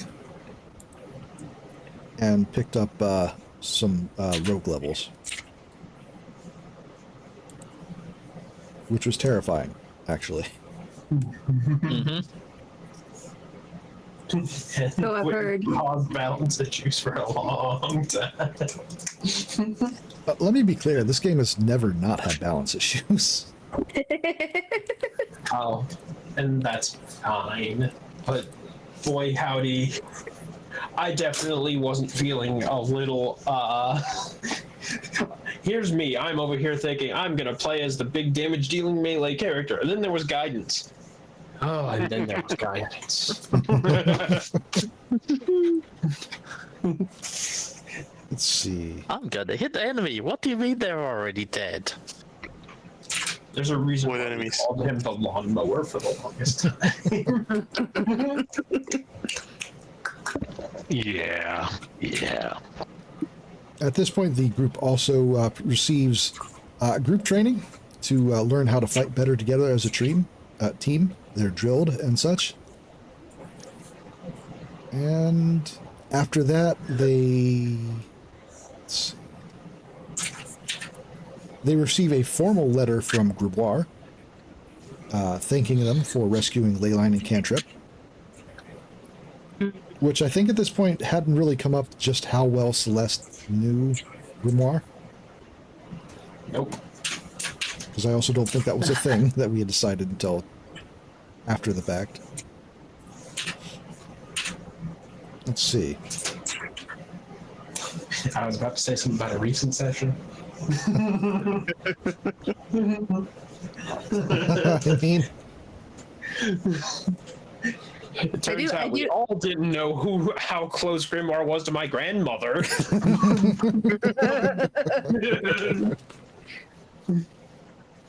There have been developments.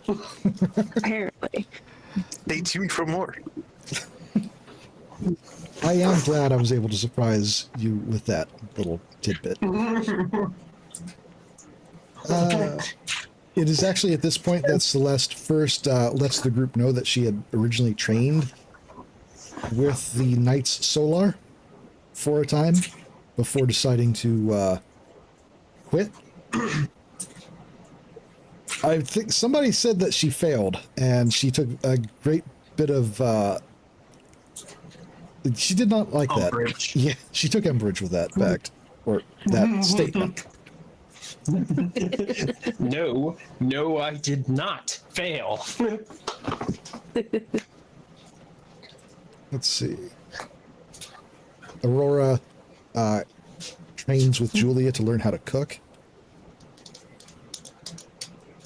They And eventually... then never cooked again. Well, I mean, Julia was the main driving force behind cooking, so it's kind of understandable. Though they did develop a means to bake healing cookies, which does come up later, but let's see. Ashley and Celeste have an off-screen conversation. Let's see. What could that have been about? I think I want to point out that that was what the conversation was about. I don't believe I told the whole party. I think I just told Ashley. That could be. It's just, yeah, the synopsis is not the best written. We were sharing some personal secrets. Yeah. Not the big ones, just the small ones. In Ashley's case, at least.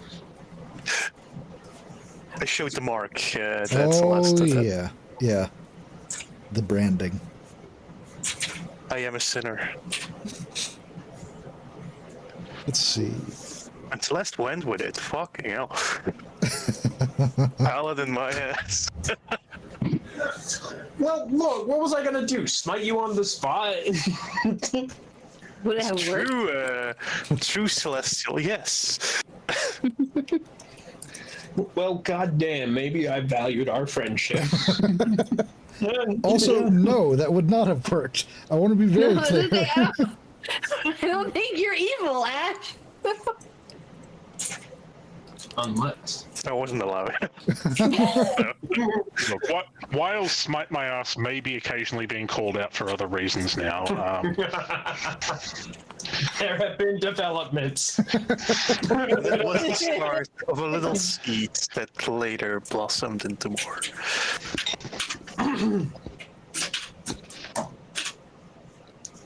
Let's see. And then she shocked that her grandma had the same thing. What the fuck? I don't know why this is talking about Grano Pass. I don't believe the group has ever actually been to Grano Pass. I think maybe they passed through once. But it's just this point there's a request on the board that someone is complaining about there being goblins in their basement. And this is the beginning of Celeste being called out for believing in goblins. They're real, I tell you, they're fucking real. They live on. I met them. I fought them. Well, okay, maybe that's debatable, but they robbed me, and I had to come back. And you know what? Later I become vindicated. And yeah. I'm just saying, the rest of the group has never seen any. Well, you know, somebody believes me, and it took a little while to get there. We're not gonna really learn about that until Dactylopus, but I would find it genuinely hilarious if it turns out that there literally were no such thing as goblins, and the whole section was in fact hallucinated. grabs you by the neck.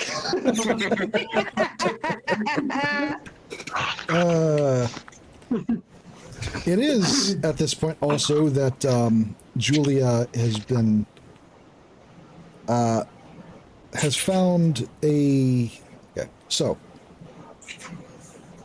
there's a contract from a requited love on the board that Julia immediately takes with no hesitation, deciding for the group for good reason. As Requited Love has Requited Love is the head of the lover cult in Colton, and one of Julia's oldest friends. And along with Requited Love is his wife, Gilded. Let's see. Gilded Feathers. Find Requited.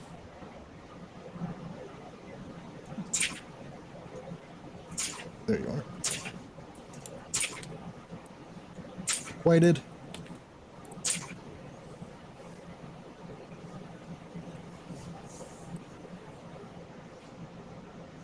And where's Gilded? Gilded Tips, who is a flutter pony.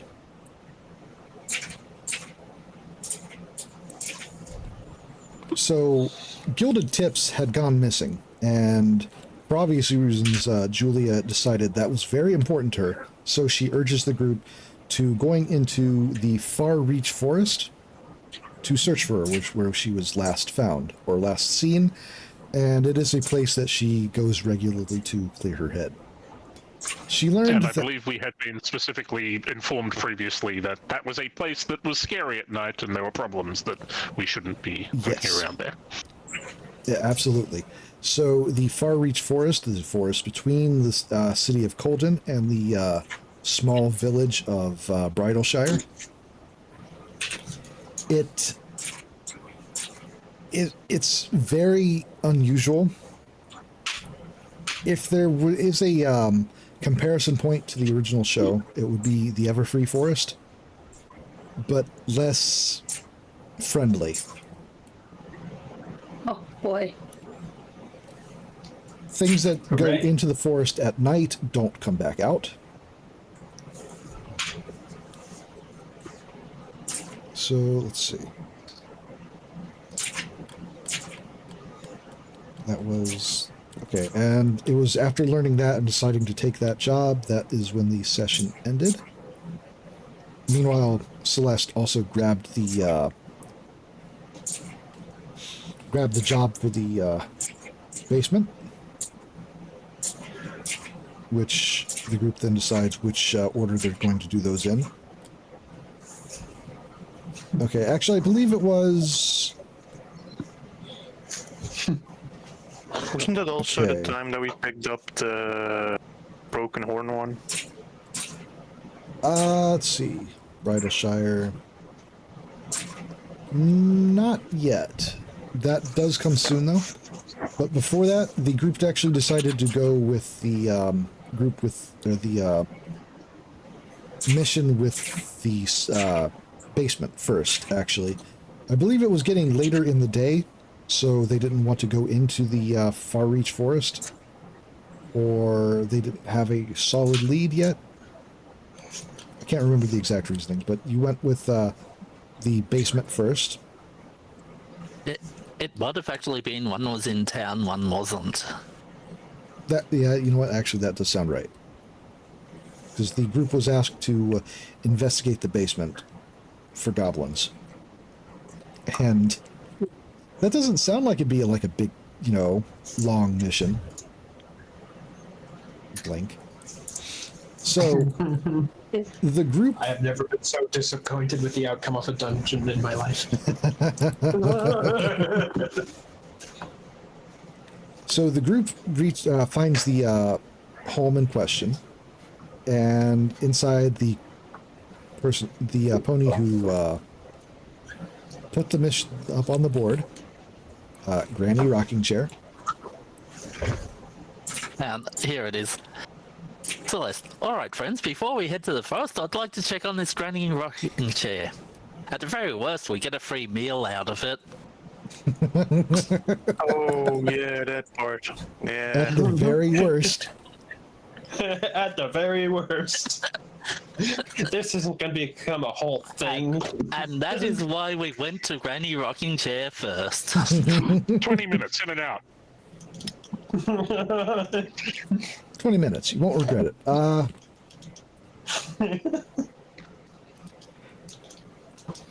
Let's see. She lives in a well-kept home south of the Temple District, and when the group arrives, they find her sleeping on the porch. They manage to wake her up. They find out that she is an exceptionally powerful telekinetic, as she picks up her chair with her sitting in it and just moves inside to explain what's going on.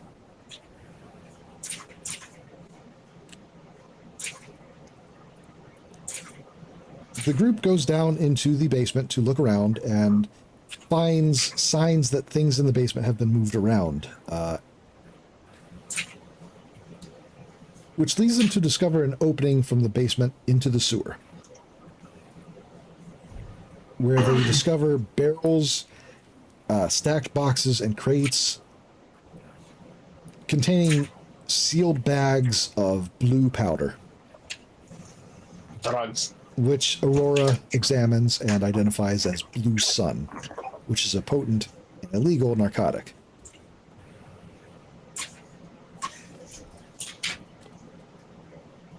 It's also here that they find ponies wandering the sewer wearing sacks of or wearing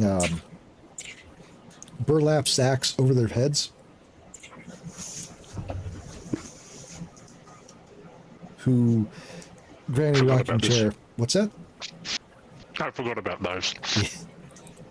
The sackcloth thugs, as they were labeled. My day was ruined and my disappointment was immeasurable. I had fun that time. Celeste came there looking for goblins. That was her motivation. Everything else she said was a lie.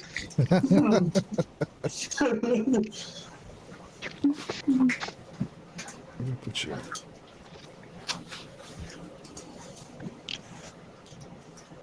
Turns out it's kind of hard to find tokens sometimes when you have a.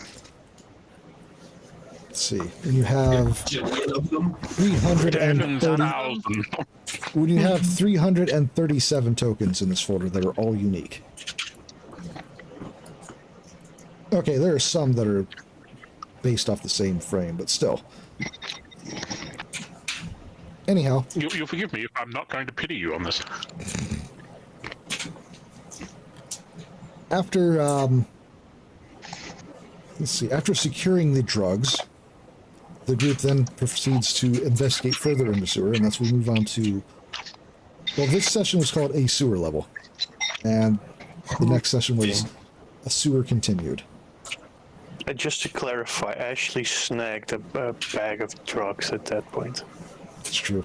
I don't know if anyone caught you. Kept it for a long time. I have no idea if anyone even suspected you had it. Nope. It was next to the candy. Of course it was.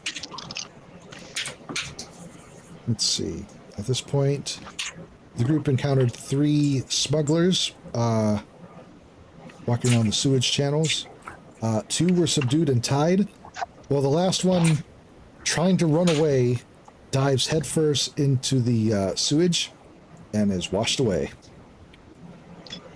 Bye forever. It may not have been the best choice. Was that the one that Ashley forbade to do an action? She tried she tried to One tell him. round. Yeah. Wait, wasn't it don't swim?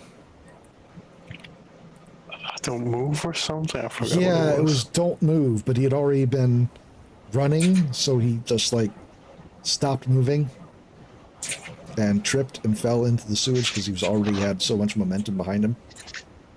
And since he couldn't move, he couldn't swim. A sacrifice I'm willing to make.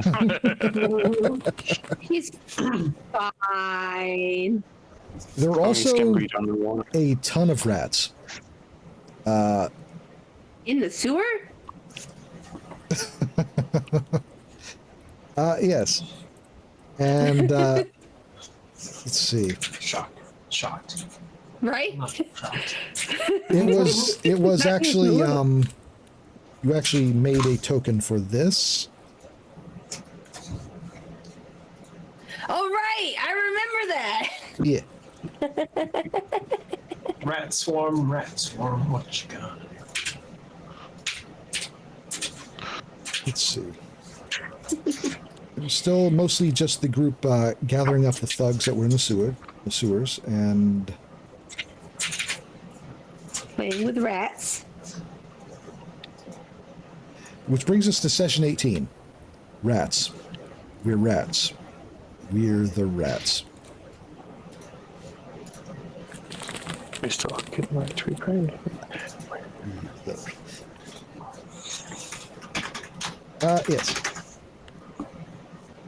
And this is a fun one. Maybe not for the group, but it was fun for me.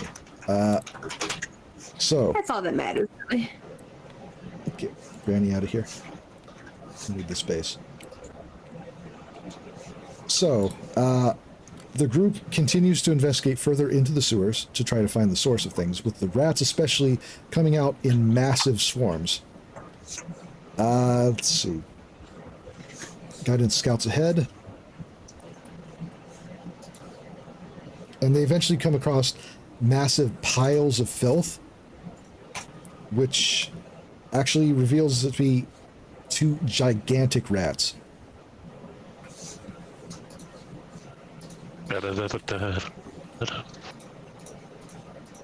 And then full-on, like, swarms of rats. They're just piling out of these trash heaps and piles of filth in the sewer. And then some strange mutated rats begin to spill out as well. Let's see.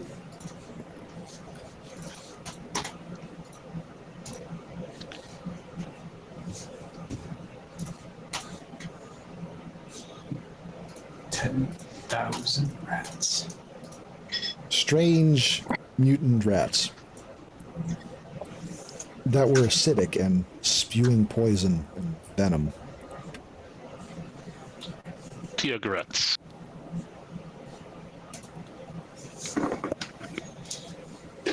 The group fights them off before eventually coming to a door that the rats seemed like they were protecting.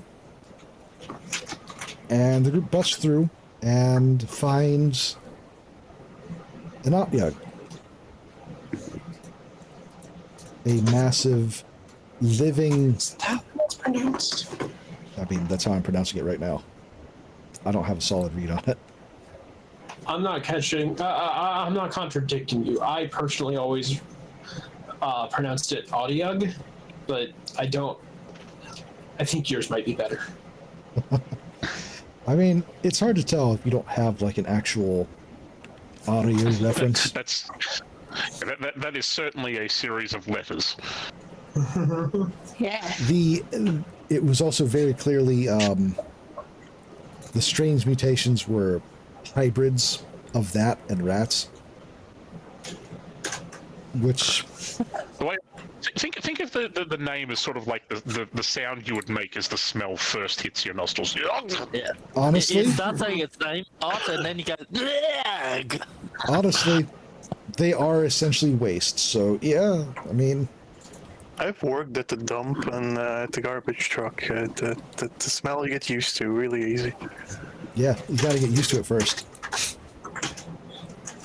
Let's see. Except when it's summer, then you're fucked. Yeah. Now imagine the sewage and garbage slime baking under the summer sun. All memories.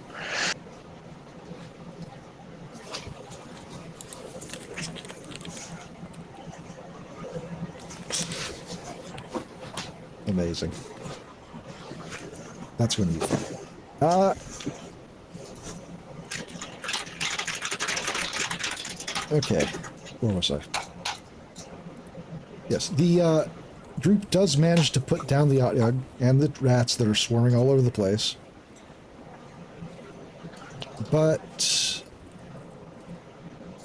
let's see. Is this the session that... Yes. Okay, so after that, they a little bit more exploring, and they find more thugs and a door that they go through. A very clear lieutenant who is not wearing their hood.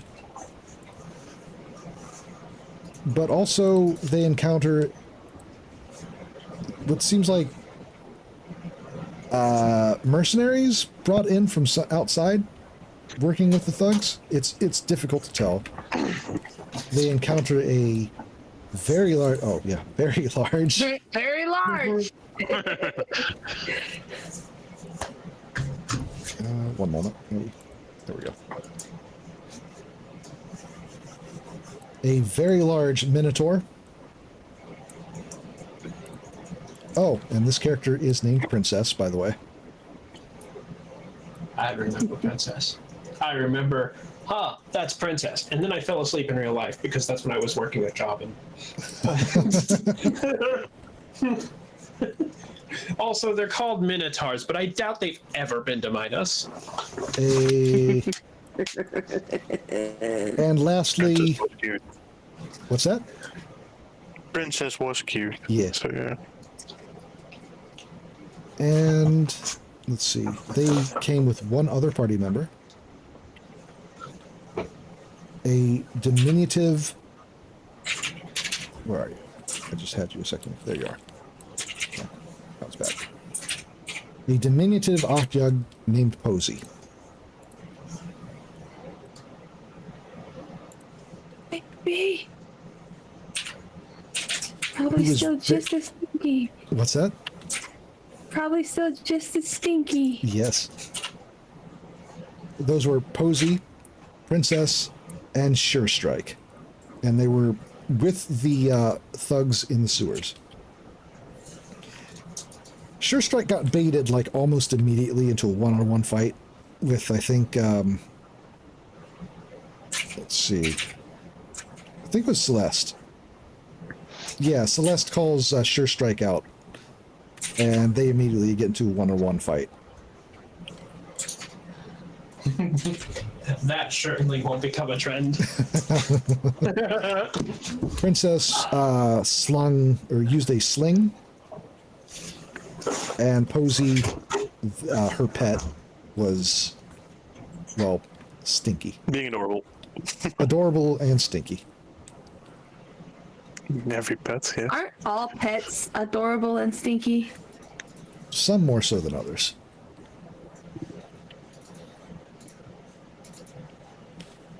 They managed to, the group manages to, what's that? I said very few pets are like a singularity of filth.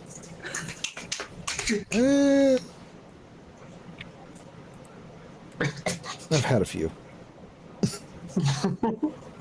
Yes. Fair enough, I guess. The group does manage to subdue both Sure Strike and Posey. They go down without being killed and are taken into custody. The group does find indications that the blue sun is being moved by the Magirium. They find the Magirium symbols plastered on parts of the narcotics. Well, that's concerning. It's almost like the Magirium is a problem. Long term. See, for a moment there, I forgot the blue sun was the drug, and I was just like, hang on, is there another... I forgot if there was another celestial thing, because, like, a sun being moved by someone is a big deal in pony setting. It's true. So the group gets them all packed up and ready to go. And then they are forced to have dinner with Granny Rocking Chair. Telekinetically. They're not allowed to leave until they have dinner with her.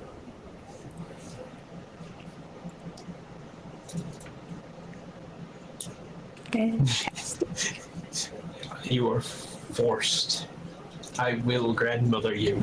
There is no escape. Such is the way of the grandmother.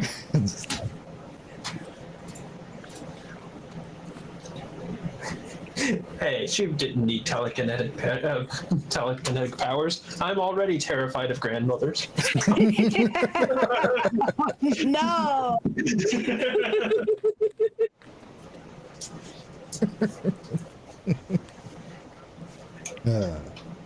So, then we move on to the next session, a cabin in the woods. Sounds fun and innocent, and nothing bad will happen. It wasn't. This is the point at which the group takes on a new client, Spiral Twist, who is a Shatterhorn. A Shatterhorn is a unicorn whose horn has been permanently injured in some form of accident. It could be many things, but after the incident happens, they suffer a syndrome that causes magic to wink out of existence near them. They become permanent anti-magic batteries. And you know what else they do that's super fun? They become physically painful in the presence of any unicorn. Just hurts. Yeah. It's unicorns especially that feel This it. includes themselves, Yes. because they are also unicorns. Shatterhorns suffer a near permanent state of migraine. And Hoofers. Spiral Twist hired the party to escort her to Bridalshire because she had heard that there were herbs in the area that would be useful for her migraine medication. And I'm not going to say I sure hope nothing bad happens to her. Counter +1. so, again, unfortunately for Shatterhorns, and all ponies really, ponies require a certain level of latent magic for health, to be healthy, to survive, to live. So becoming a Shatterhorn is a fatal condition. Eventually, they will basically be erased from inside out.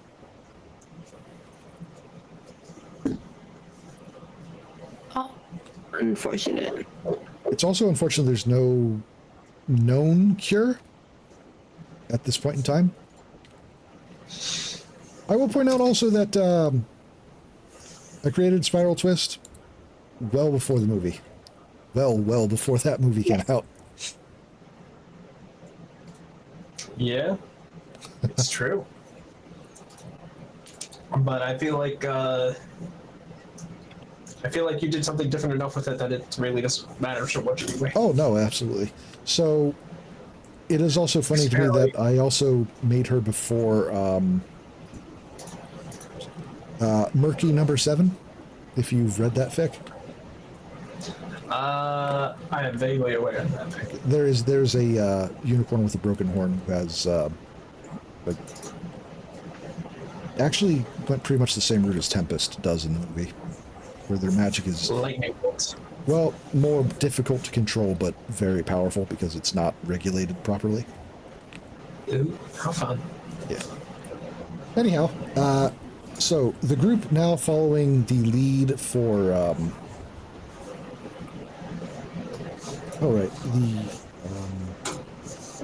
now following the lead to find gilded tips also brings Spiral Twist. Let's see. Let's see.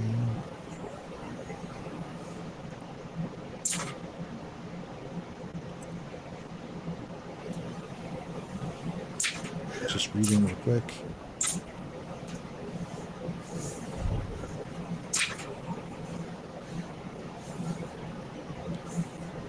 Oh, I should put Spiral Twist up here.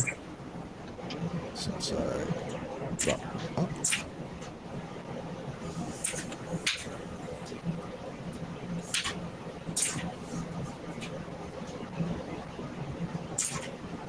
Right. There we go. Alright, that's Spiral Twist.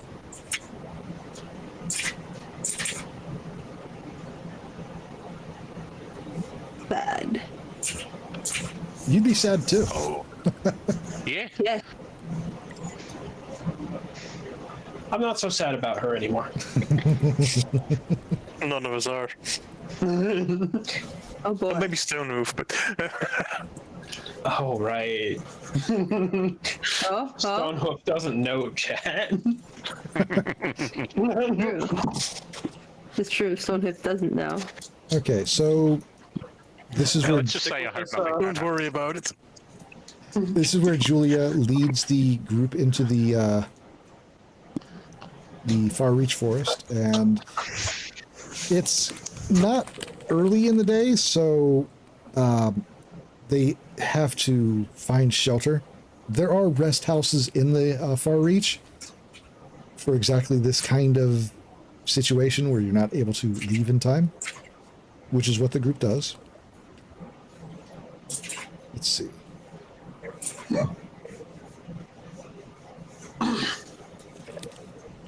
It's not so much that they want to stay or that they knew they were going to have to stay here overnight in the Far Reach. It's that they were searching all day for gilded tips, could not find her, and ran out of time to get back to the town.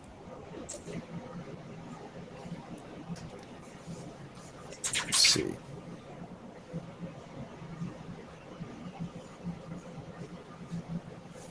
Find. Okay. They seal the doors to the cabin. They follow the rules of the cabin, which is to keep the fire burning at night and replace what you use.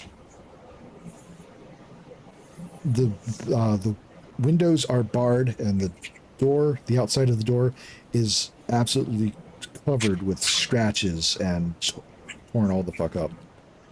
Old cots and dust and signs that they don't really feel like suggestions are like scratched all over into the cabin, especially the keep the fire burning at night and don't look.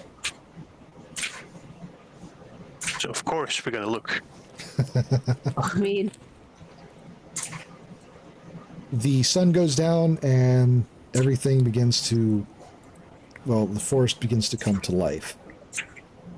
There's a deep red fog that just rolls in, and light just begins to appear from outside. Light, however, inside the cabin completely dies out, including the magical kind. what about the fire?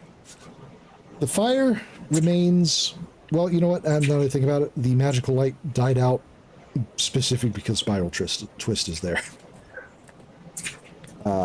No magic with Spiral Twist.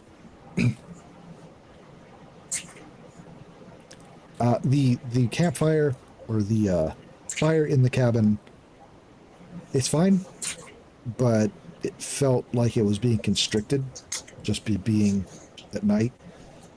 Mm-hmm. Julia gives a warning to not go outside, no matter what you hear. Which, outside, there are sounds of squeals, wails, clawed feet retreating, something being chased. There's whispers in the dark. It was bad. Concerning sound. Very concerning. During that time, I believe it was private message, so I don't know if any of the group noticed, but Ashley was desperately trying to drill a hole in the wall to see what was going on outside. Yeah. Thankfully, I don't know. what's that? I think all of those things you described probably happened. Celeste didn't realize.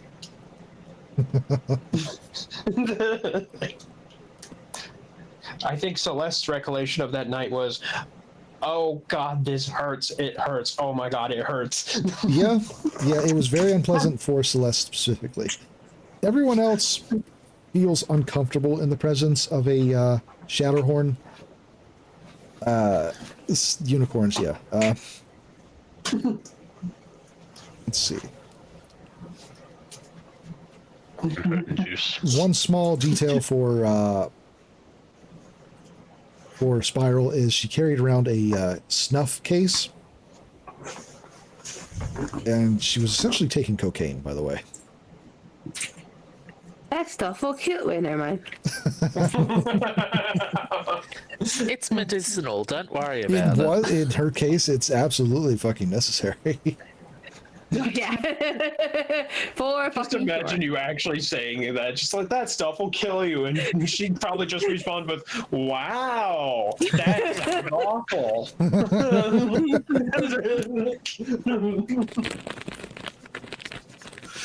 Okay, it is at this point in the morning. The group gets up and leaves. This is session 21 of Changelings and Bridalshire. You'll never guess what this session's about. Whales probably. Probably. Dinosaurs. Maybe a Big good talking bums. slant.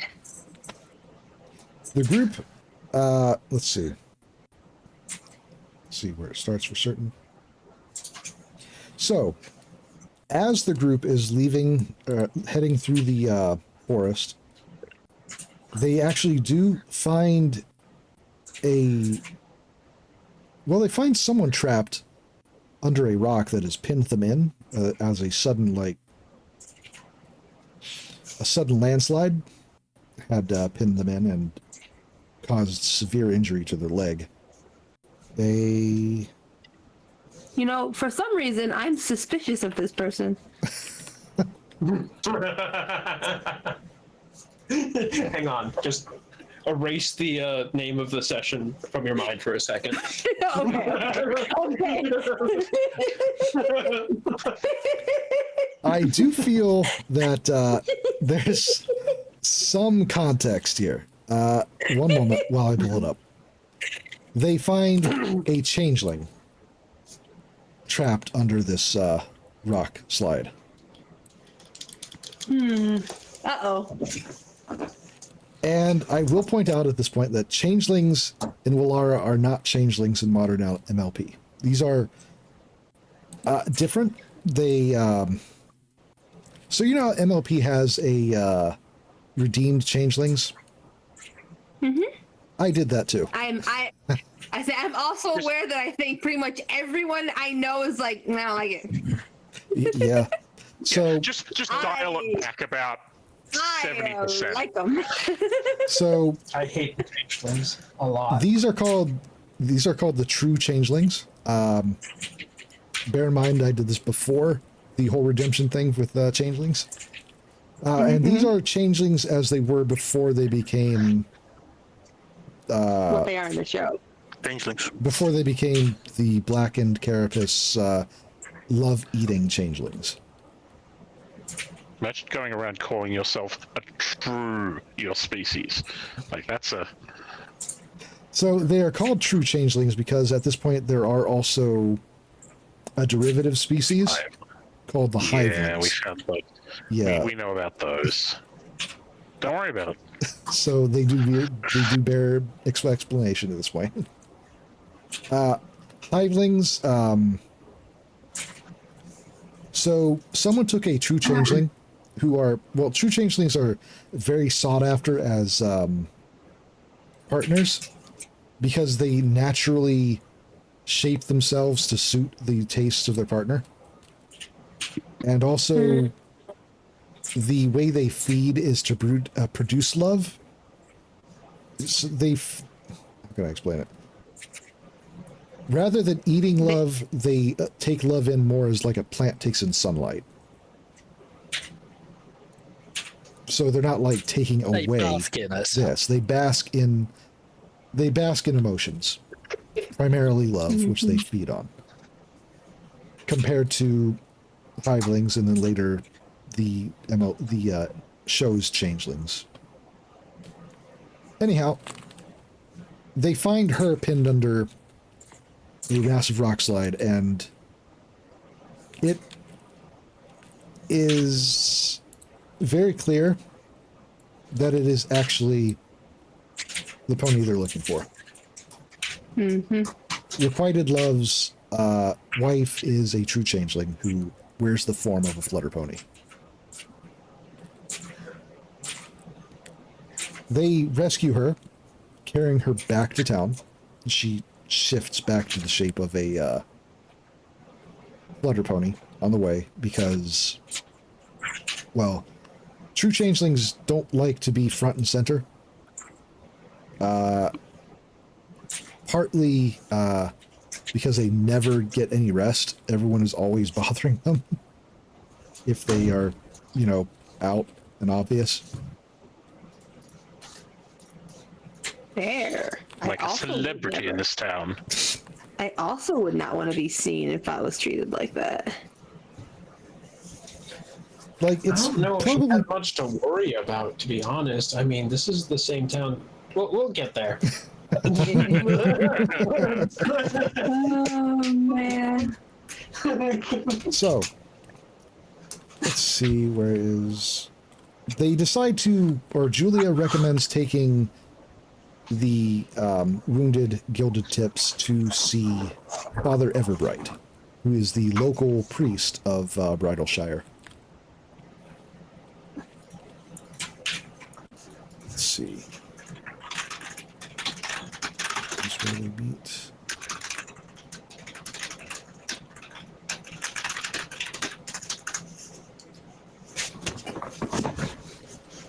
Okay, so before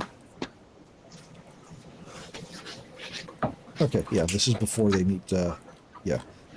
So the group heads directly to the shrine in Bridalshire to deliver gilded tips. And he readily takes her in.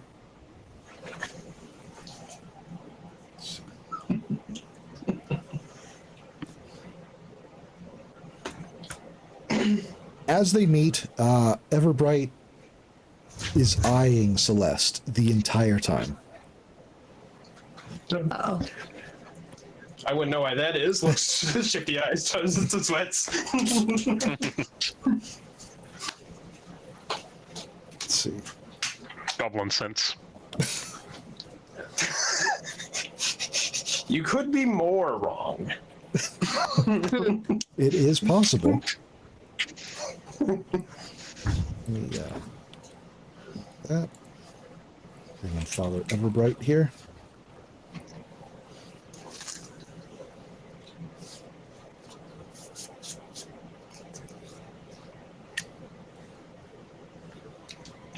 There he is. Also tiny. Bitty. Runs in the family. I mean, what? Oh, What? We haven't got there yet. That's okay, I like spoilers. So they drop golden tips off, and Spiral Twist pays the party as soon as they reach town before leaving to gather herbs almost immediately. It is then that the group heads to the local inn, which belongs to a raspberry wine. There you are. Raspberry wine.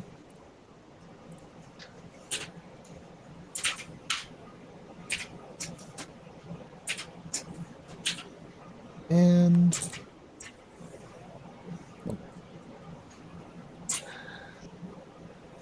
saw the head banging pony again. I love that gif. That's a good correct. Okay. It is here also that the group finds another pony that was actually on the board, named Ambrosia, who was looking for escort back to Canterkeep. Find Ambrosia. I've always liked Ambrosia's design quite a bit. Very nice. She is a alchemist who invented a range of healing wines. Nice. And she is in Bridalshire specifically to collect wine for her ingredients, which she got from Raspberry Wine, who, aside from being the innkeeper and barkeep, is also, runs a winery. As one does. As one does. I mean, if your name is Raspberry Wine. You might as well. Let's see.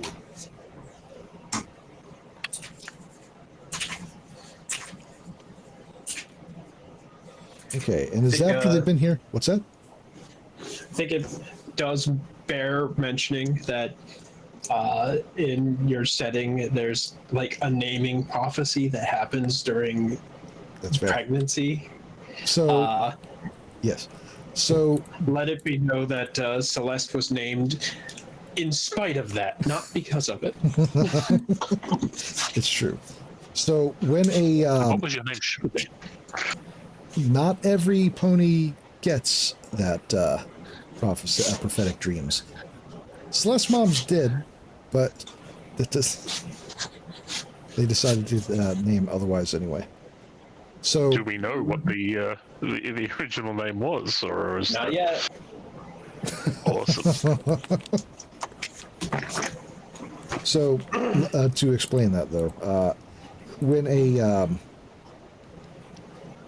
when a pony is pregnant and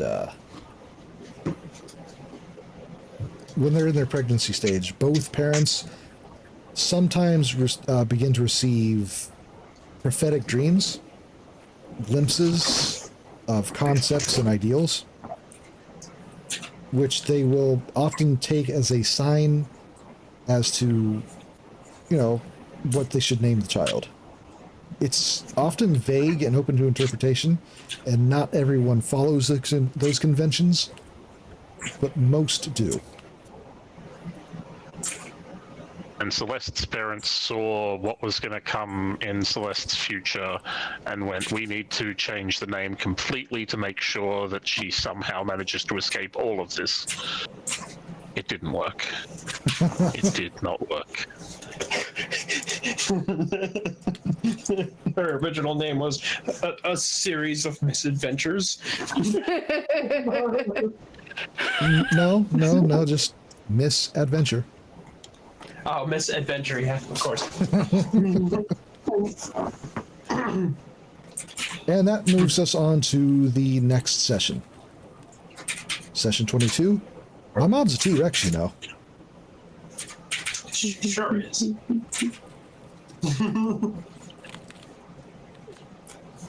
The party is properly in Bridalshire now, where they, let's see, Julia stops or asks to stop by her family house, and obviously, you know, that's fine with that. And in the house, or in there, they meet Pincushion, Julia's dad, who is a retired adventurer himself.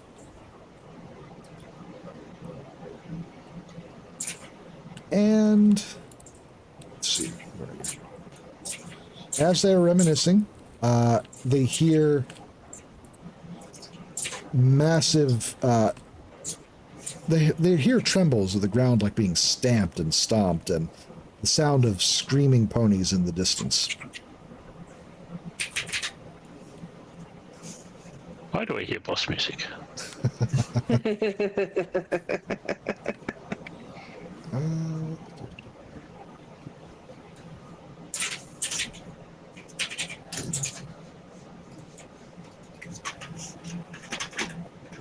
Trying to find a picture.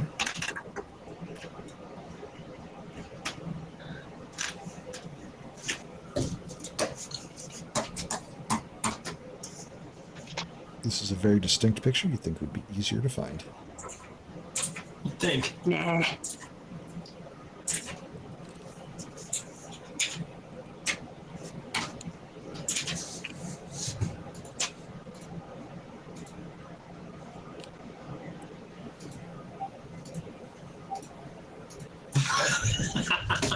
Actually, I'm having trouble finding it.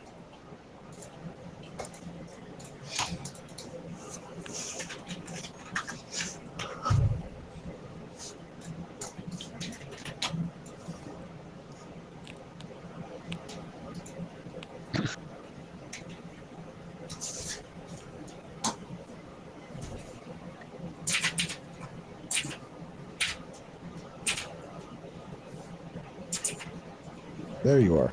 Okay. As they are, and as they go to investigate, they find a massive T-Rex stomping down the village square. Ponies crawling all over it. The children of the village. Oh, good. You gotta love when children are playing with massive creatures with the sharpest of teeth. The T-Rex, seeing the group, rushes forward and immediately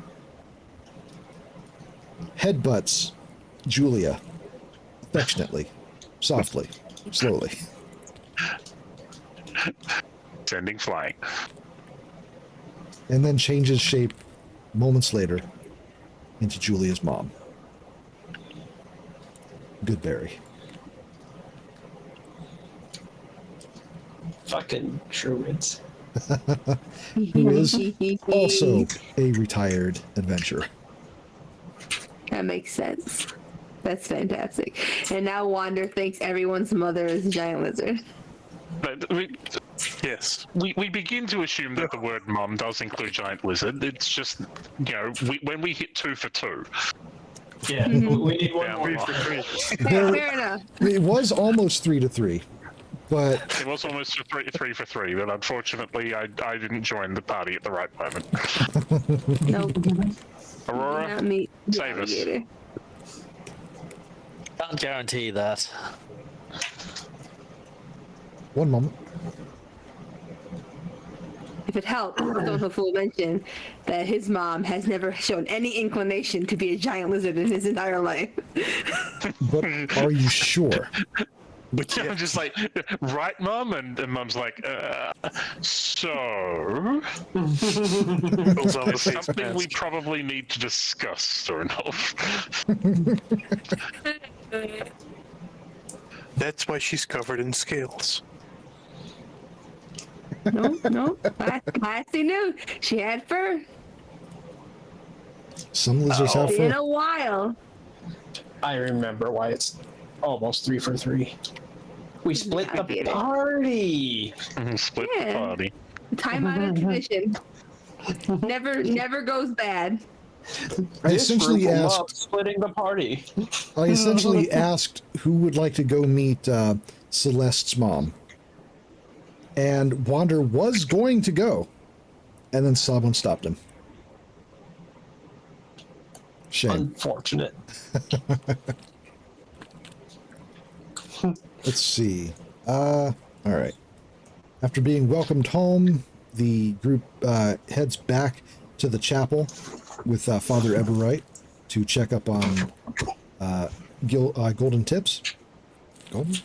Gilded? It's Gilded Tips. I have it written here as Golden Tips. That happens sometimes. They are similar. Yeah, They are related words, but they are not the same. correct. Eh. But it is at this point that Everbright begins to open up about some issues that are going on in Bridalshire. For weeks now, he's been seeing strangers moving along the coast nearby, and they're not really sure who it is or what they're doing. And every time someone has gotten close, the strangers have disappeared or, vanished into the wilderness, into the cliffs in the region of the area.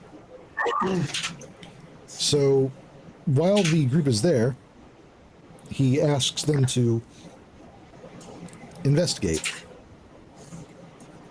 So heading down to the seaside, the group meets with an earth pony that lives Their on the worst beach. enemy. What's that? Their worst enemy, water.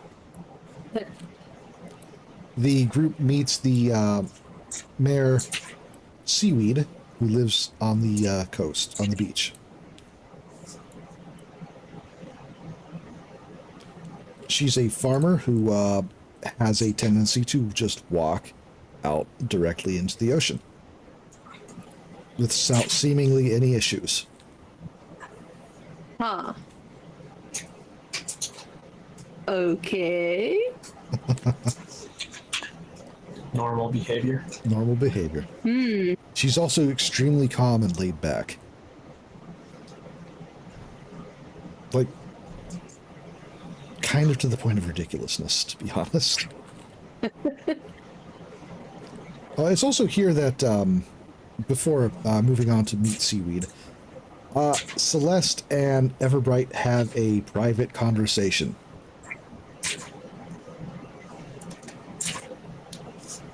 Celeste does not elaborate on what exactly was mentioned, but let's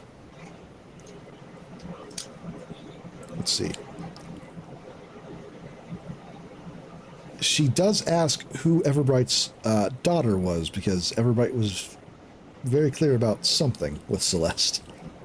And it turns out that Everbright's father is Radiant Shine, the girl that was selling honey in Colton not that long ago.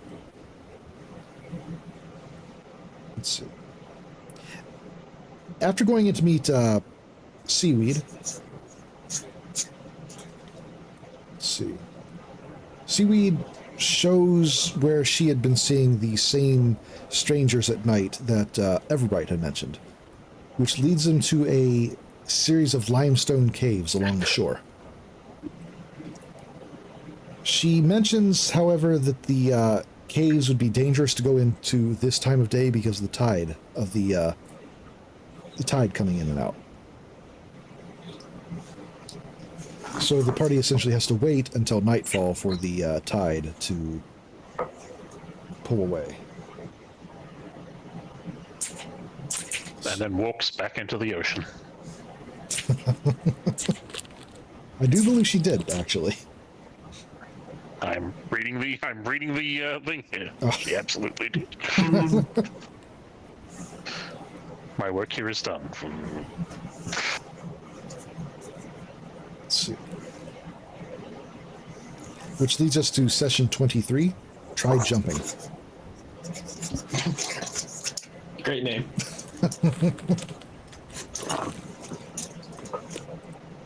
One moment. I'm going to be right back, but I'll have my headphones on.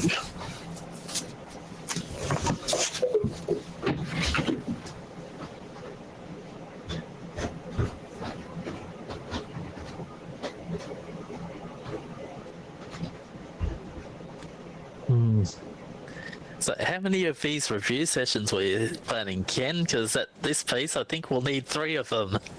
It's looking like it might be, Bold of you to assume they're not going to get longer as we go. yeah. I assume nothing. I was planning to do a quicker pace on these, but I don't know if I can go a quicker pace on these. No, this is about as As long as you don't mind just using more sessions for it. I mean, I'm fine with that, if everyone else is. Yeah. Okay, so. Session 23, try jumping.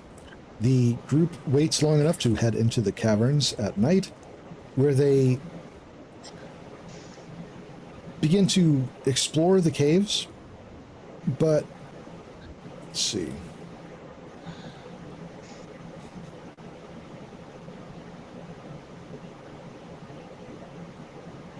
The cave itself is a lot of treacherous ledges and drop-offs. In fact, the group finds a really rather large drop-off point at some point. Someone scratched next to the limestone, next to the hole that is in front of them. Try jumping into the limestone. Thus the title of the session. Indeed. Let's see.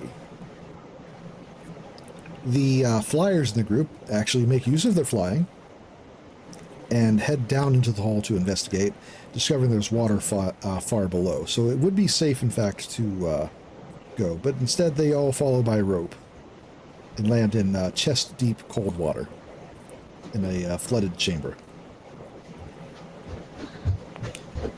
Let's see. I had to rush back up here to make a comment. An adventuring party that is cautious? So you said the party members who could fly. It's important because there was a differentiation at the time.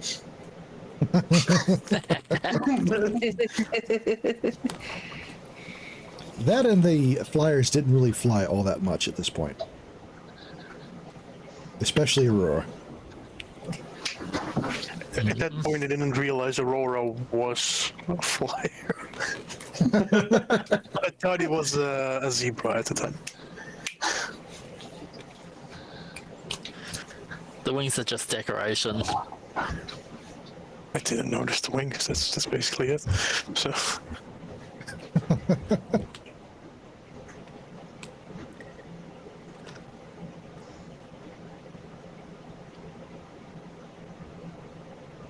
Okay.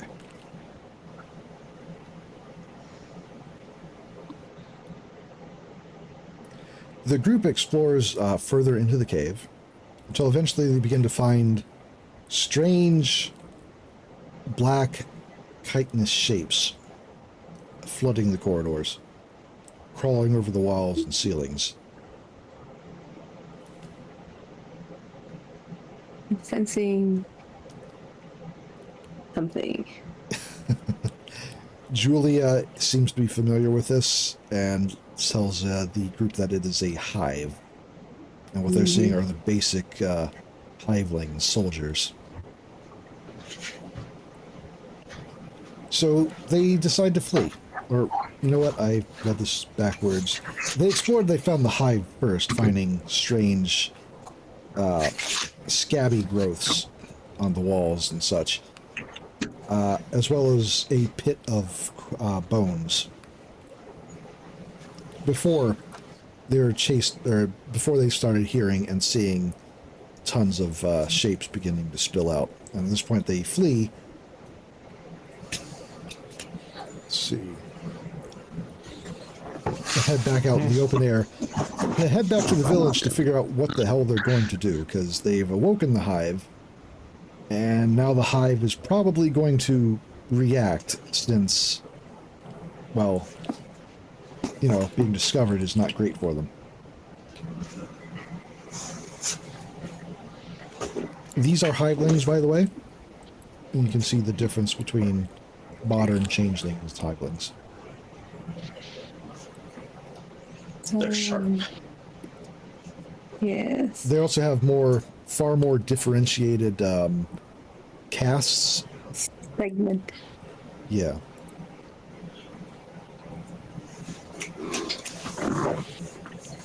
Whereas modern changelings are more or less mostly the same, except for the queens. The hivelings have like 6 strata, 5 or 6. The group really only encountered a few. Anyhow,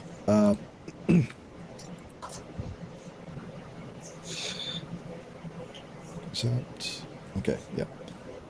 Chased out of the cave, they head back to the town. We move to session 24, preparations phase 1. I think I can collapse the next few sessions into a more streamlined explanation. For the next couple of sessions, the group is essentially figuring out what they want to do with the hive activated. They hit on a decision to evacuate the village and try to find a place they can hold up and get word out about what's happening. So they have Everbright perform a sending to send a message to members of the cathedral in Colton so they can gather, excuse me, so they can have aid sent their way. Along with that, they leave town, gathering every pony they can in the town to hole up in some of the local, well, to find a place to hole up in. What they find, however, is a cave, which the party designates Long Boy Cave. Because, Really? yes, it is Yes, noted. yeah, I distinctly remember that. It is Long, B-O-I, Long Boy. Long Boy Cave. And they name it Did I that. actually make a sign for the cave? Why do I remember making You a sign might for have. something? It sounds like something that happened. The group. Hey, I remember a door was made. Yes. We have specificity that we reached level 6 here. Yep. Okay. Wouldn't a nice spell like Fireball be really convenient against a horde?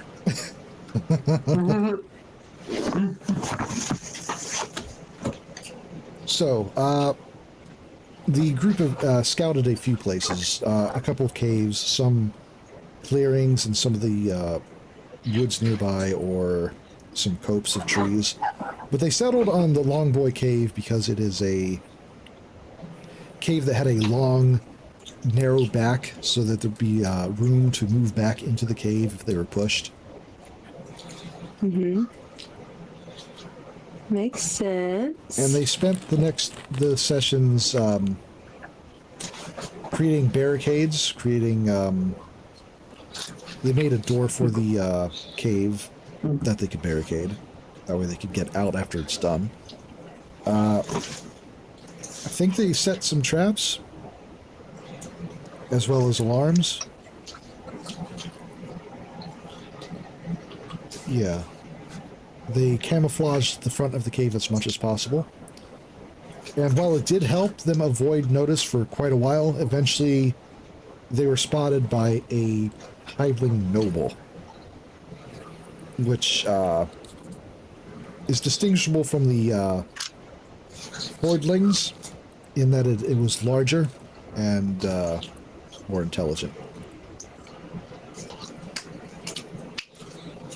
God, yes, I did indeed make a sign. Nice. 31 on a craft calligraphy check. It was a very pretty sign. You should go back there and get that, or use it. Spent all that time. And then the next session, 26, Unseen Actions. Hidden movement. Yes, literally hidden movement. And this was the beginning of a long nighttime encounter where the group is essentially just trying to hold off waves of hivelings. Wouldn't it be funny if I charged outside of the barricade and really pissed Coob off? Yeah, so the group spent a lot of time barricading the front and hiding it and all that. Celeste sitting there going, why can't I crush something? And yes, Celeste more or less immediately ran through to fight the horde that was beginning to gather. I wanted to hit them with my sword. You gotta get closer. Pretty obvious. You can't blame a paladin for wanting to hit things with the sword. True. It's their natural inclination. Eventually, the hivelings do reach the outer barrier and begin to push inside of the cave. So the party is more or less pushed back and has to deal with that. In this fight, Father Everbright, as well as another... let's see. Where are you? They also, in the town, had forgotten to mention, encounter a hippogriff who had been staying at the inn,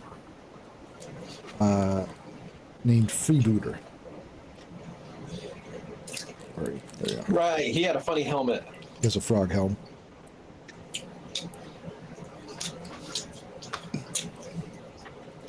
He was also exceptionally unfriendly.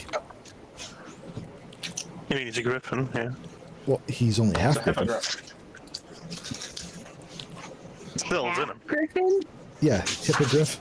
A hippogriff is a half Oh, griffin. hippogriff. Yeah. Okay, fair enough. My brain, for some reason, deleted that information as soon as you said it earlier. It's all good. Let's see. So, Father Everbright and Freebooter helped in the fight. In the case of Freebooter, begrudgingly, he was not, he didn't want to be there. I'll pretend to be shocked. Or mercenary. And that leads us to session 27, Ichor and Interdiction. Which, let's see.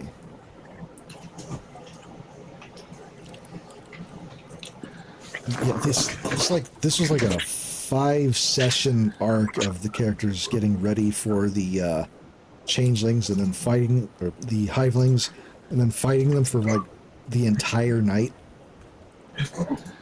during a rainstorm. I should add, it had started to rain at some point during that whole fight. and it was coming down hard. Because of course it was. Of course it was. Making actually useless. Oh, I mean, they were inside the cave, so like.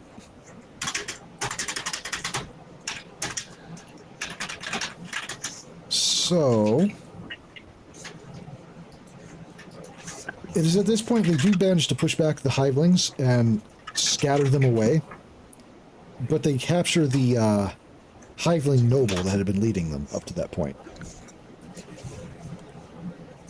And after like tying him up and setting shifts so that the some of the ponies at least could get some sleep while the others are on watch, they wake up to find that the hiveling noble's throat had been cut in the night, Rude. well, shit. and that freebooter was missing. I'm certain those aren't related in any way. No. Certainly not. Why would they be related? To be fair, at the time, the group had settled on it being freebooter being a coward who abandoned them, if I recall right. They weren't quite as suspicious of people at that point. No, I'm pretty sure they were pretty suspicious. But to be fair, it was over a long period of sessions, so it probably wasn't as clear cut. Obvious. Fair enough. Speaking of not a clear cut, it was a really badly botched throat slit. Like, it wasn't quick at all for the chain or the hiveling. That is unfortunate. Let's see. The group sends another sending and receives a sending from Colton, where a squad of Arcanum and Dawn Company members would be arriving at dawn because they can't move through the far reach at night.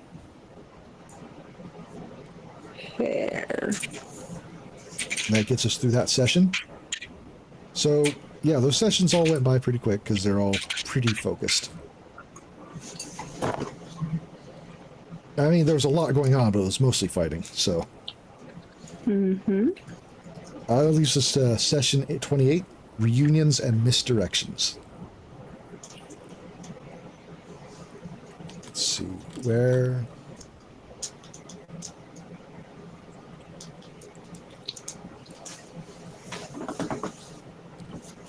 Oh, yeah. Okay.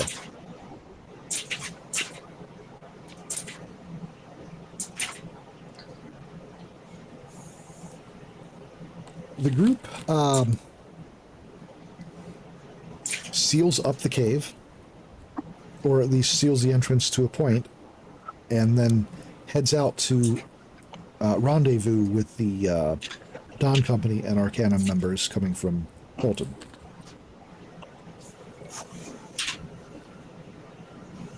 Julia helps to track where the hivelings have been going with in the morning mud. Let's see. And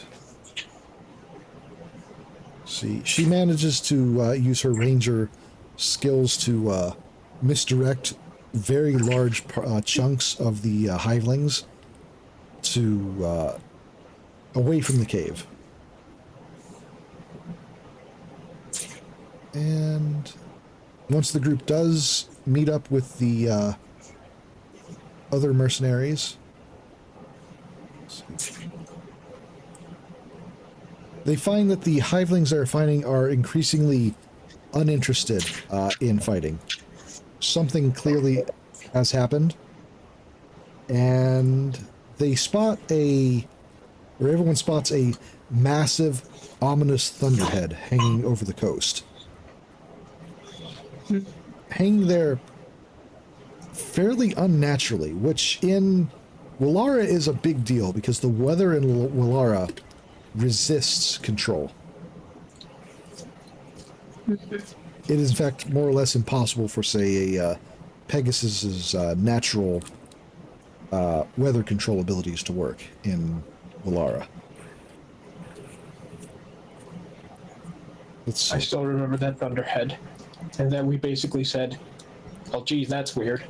And then left it alone, never to think of it again.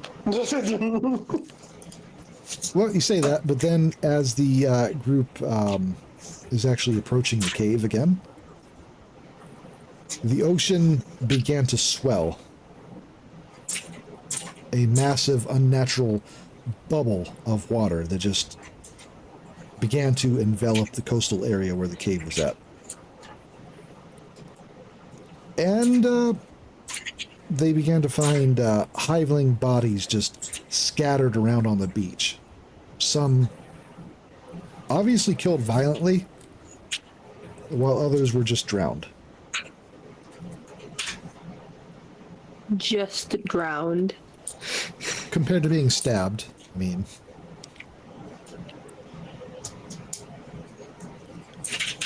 Aurora figures out it is the work of powerful divine magic that is causing this effect with the swelling ocean and the clouds, the thunderhead.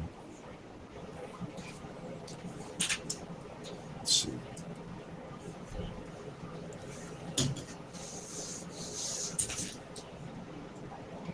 It's very clear that some other outside force has issues with the hivelings here and has come to remove them, the entire nest.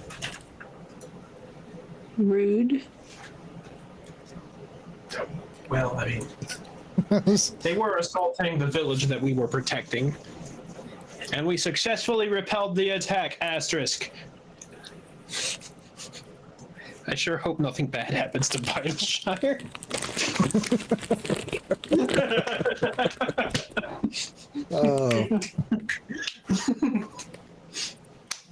Ding.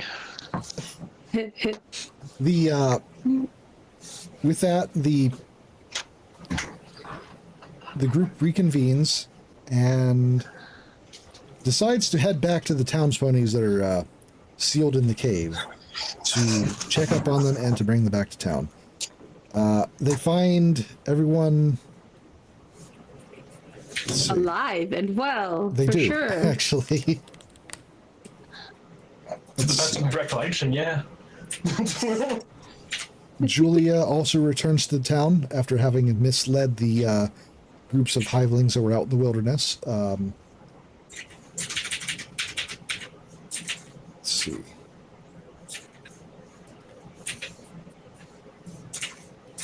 Julia's misdirection bought time and space, and the divine storm, well, more or less shattered the hivelings' resistance. Let's see. Which brings us to session 29. How'd they even get in there? With the town's ponies coming back to the town, the group is scouting to make sure that the town is actually safe. Which for the most part, they, everything seems fine until they reach the town's well. And they find a swarm of hivelings in the well. Thus the title. Yeah, and I do believe that is this point a fireball is thrown in the well. The merciful fireball, I believe, yes. Oh, and after this, they realize one other thing is that Ambrosia did not return with the ponies to the town. Ambrosia left with the group, and for whatever reason is not with the group when they arrive in town. However, they also find that the shed that Ambrosia's wagon had been stashed had been, let's see, that had a large number of the bottles of the healing wine had been stolen from the wagon, and someone made off with them during the issue with the village. I have my suspicions of who did it. Changelings. It is difficult, Yeah. if not impossible, to tell where whoever did it went off to, because there are so many tracks in the mud from all the hivelings rushing around the village during the attack. But there's another issue that, let's see, Aurora, and Ashley spots with the lock on the shed, and the shed lock was basically a magical torch was taken to it. Ah. So it's clearly somebody that's able to use magic that, like, sawed the lock off the shed. Does that rule out changelings? No. I stick by what my initial suspicion is then. It would depend on the hiveling, but no. Lastly, let's see.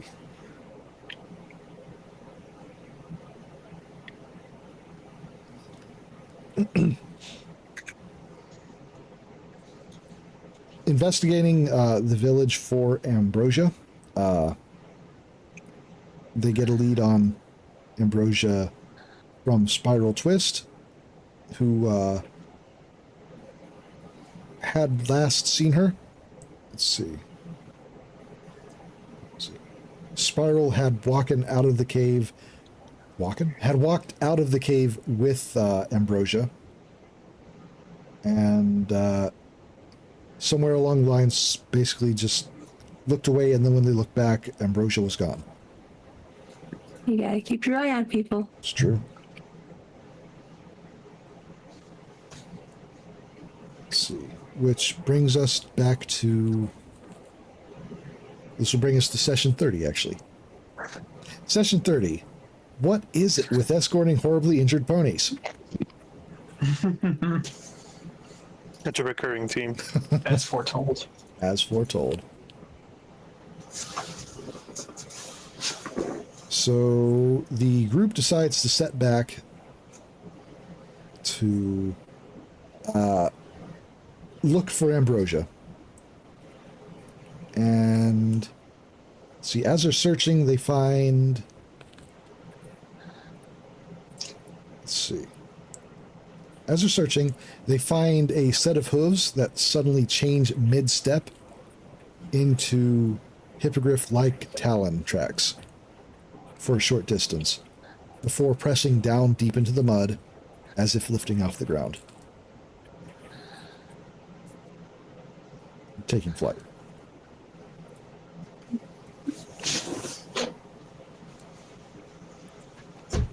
Launching into the skies. Yeah.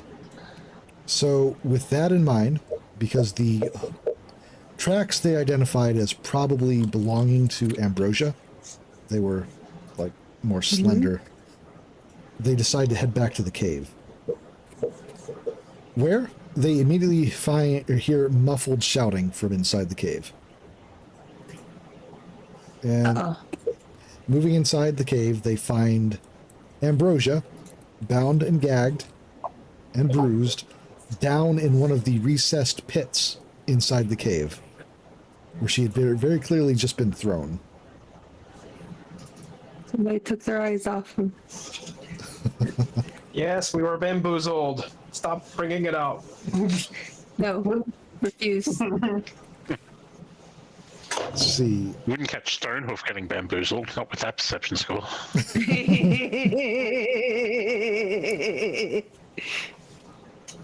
Let's see.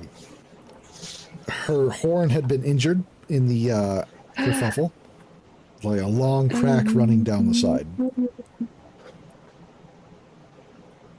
Not enough to inflict Shatterhorn condition, but painful for a unicorn especially. Not enough to kill you, but ow. Celeste probably took one look at that and went like, "Ooh!" Yeah. It's also why she was unable to free herself from being bound and gagged. Yeah, I'll do it. Let's see. All right. Oh, the cave door no longer exists, by the way. The cave door was taken apart to make a stretcher. Dang. It has been reused. As it I would have wanted. It's true. But they managed to find Ambrosia and get her back to town. Yay. And that's the end of that session. Which brings us to session 31. Season 2 finale. I really need to give the finale sessions a subtitle. Yeah. Finale 2 electric. Yeah. Sure. Let's see. I will probably cut this little meeting after season 2, and then if anybody has any questions or anything they want cleared up or want to say, meet up again for another rundown from season 3 and on. Yeah. So the season finale is largely centered around trying to figure out what the fuck happened. Let's see.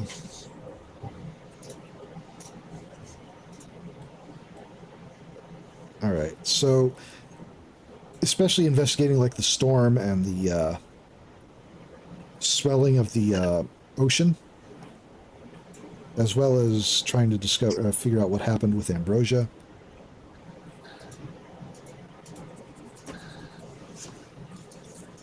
Ambrosia is going to be taken by the group to go to Canterkeep, but Everbright insists that Ambrosia needs at least a day to rest after the ordeal she's been through. So they set to rest. The rest of the Dawn Company's member units are leaving, but they're going to leave a small contingent here in Bridalshire to watch over and try to keep the village safe, just in case there are more hivelings in the wings that they don't know about. While searching, they talk to Seaweed again, who informs them that, let's see, she's there, dull-eyed and smiling through the wrongness, and tells them plainly that she didn't do this, her friends did it. The storm, the washing of the quote-unquote bad ponies, the thoroughness, she speaks of it as though it's all natural, all reasonable, and all just the way the tides behave.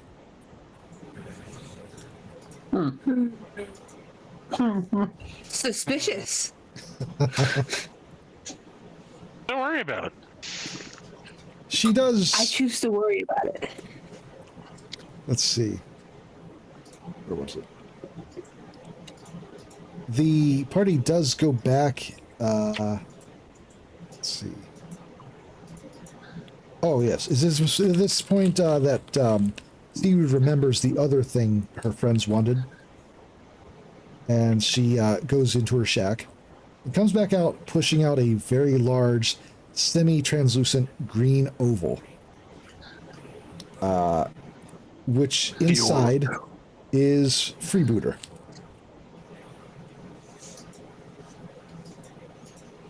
Abducted. It's a, yeah, has none of his equipment. It's just him suspended in whatever weird cocoon this is. And it's then that Seaweed mentions that her friends are sea ponies. No. Specifically members of the Tide Song, which is the sea pony religion. So someone very high up in the Tide Song decided this hive had to go. Don't like that. That can go. Yeah. Let's see. Ambrosia stabilized. Freebooters recovered. The Bridalshire's no longer in immediate danger. The party decides to leave.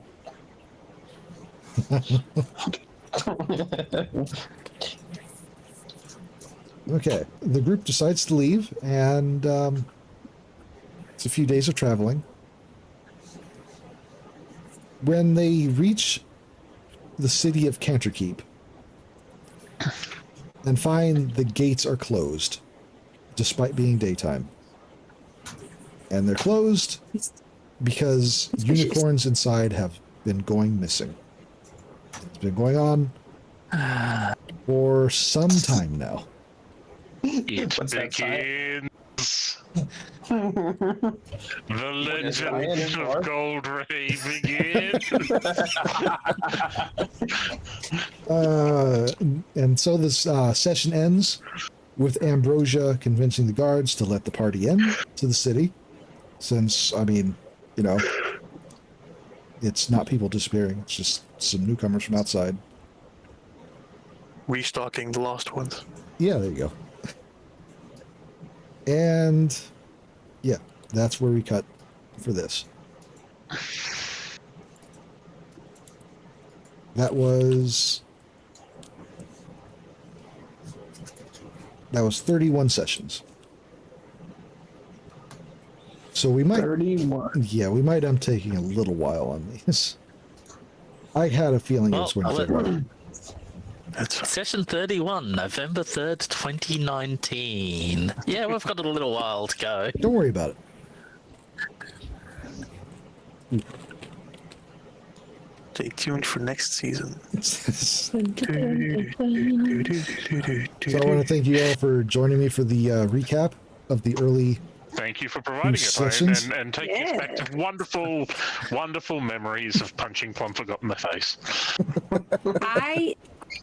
I now have some context for Stonehoof to know things. Stonehoof would have absolutely been briefed about all of this. Yes. I assume not this the was- gritty details, but like what we told. Yeah, an overview of all the bullshit y'all have done and dealt with, handled. I really and done do. to you. I really do like that everyone's notes for this seems to be, note to self, punch Plum again. Right? Everything else irrelevant, just punch Plum again. We can't I like to prove think. that I like to- Stonehoof hadn't punched. Yes, but I think so. I was about to say, I like to think that Stonehoof had like an overview of the very bare bones of what y'all been through, and then sometimes, once in a while, in like the skip moments or whenever people are traveling and stuff, or chatting without actually typing it out and whatnot, he asks for clarification and details on a couple of things that he thinks won't be too terribly horrible to remember, and at least one of them was Plum, and he's like, oh yes, I must punch this thing. We should visit the Arcanum later. Just want to talk. Loading shells into his hooves. I just want to talk. Just want to talk. I just want to talk.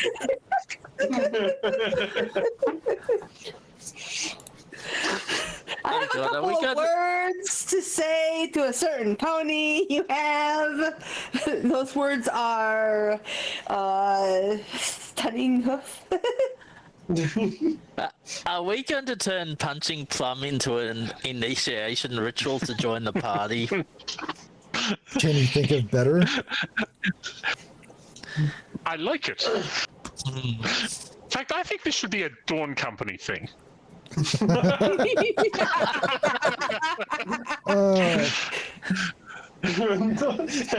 know what? Run it by Dawnstar. I'm sure she'll be like, yeah. Oh yeah, sure. Not the worst initiation she's ever, I'm sure. So, any questions? Any concerns? I mean, lots of concerns, but Oh, so many concerns. I forgot if we did get Freebooter out of that resin thing or not.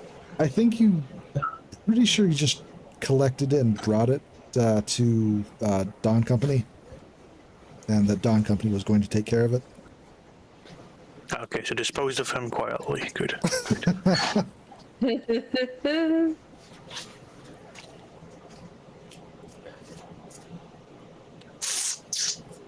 Any other clarifications or? don't think so, but it is 5:30 in the morning. That's true. It is pretty late. Yeah. Yeah, I can't think of anything, so. All right. Well, once again, thanks for joining me for it. Probably do this again in 2 weeks to pick up with the next part. And then likely there's going to be at least 2 more of these, and maybe even 3. But by then, I believe the group would probably have hopefully have a pretty good idea on what they want to do next. Yeah. And even so, I will also have I already have an introductory thing already planned to return to. Stonehope's like chomping at the bit over there. It's like, is rest and relaxation one of the options? It never was, it never will be. I was hired for a reason, and I feel like I failed drastically. You not only failed, you simply just became one of us. You became part of the problem. One of us, one of us. Assimilated into the bullshit. I might have to invest in some more rope.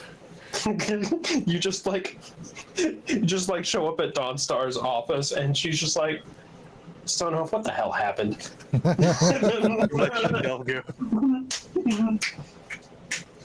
Though I doubt rope can stop, actually. I need something sturdier for that. Manacles. No, can still get out of those. They have There have practice. been options that have stopped Ashley before, but you really do incite the rage of Celeste if you do that. Celeste is gonna be next to her. Him. Hey. Okay. I'm gonna go ahead and. Yeah, not mentioned in most of these reviews. Ashley's main way of fighting at that point was just getting in a group and just setting myself afire. So, yeah. Well, not really set him, like more radiating a wave of heat out. So, that was fun. It's a pretty good reason. Or a pretty good way to fight, I have to admit. Can't that. Oh, hey, this is my jam. Literally.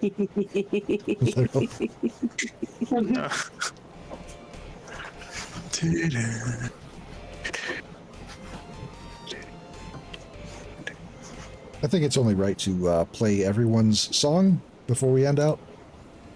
Yeah. I had missed the first one.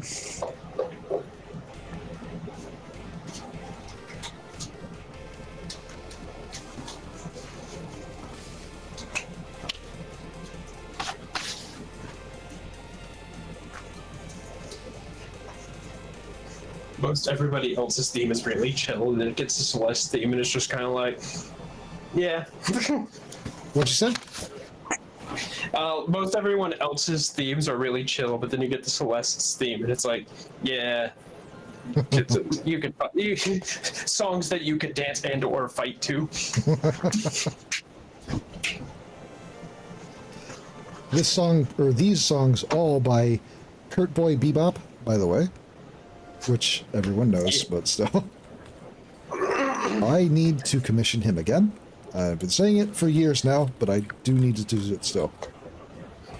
I might also need to. He does really good work. Like, Skies of Ochmos needs its own jam. It's true.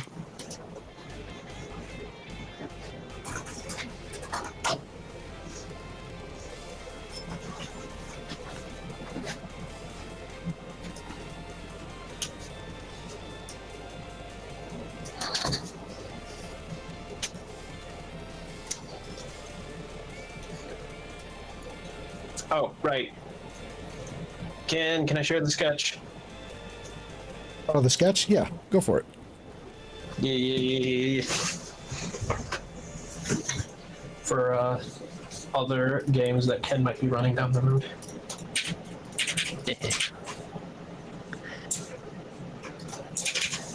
Blah, blah, blah, blah, blah. You can share it over here too. Didn't mean to play that one again. Play.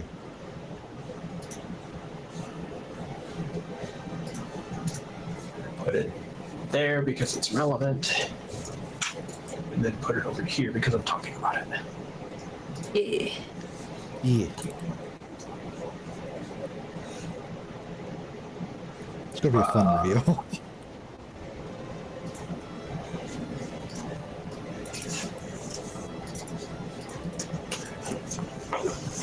Friend. Oh.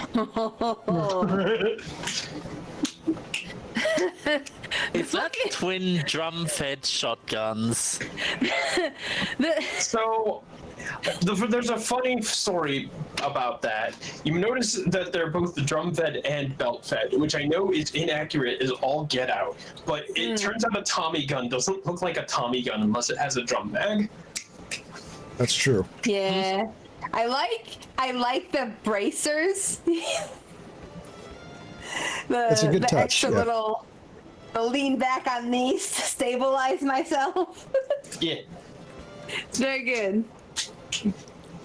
Is the squirrel or I'm confused with the tail thing? Yeah, It's squirrel. a squirrel, She's- yeah. Okay. Well, But also a robot. yeah, robot squirrel.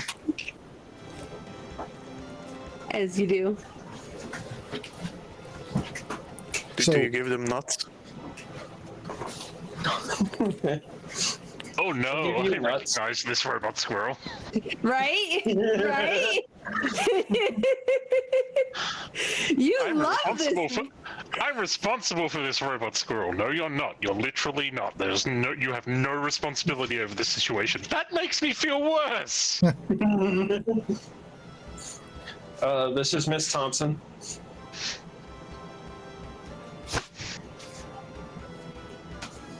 Yeah, that's all. No I got. idea where you got that name, really.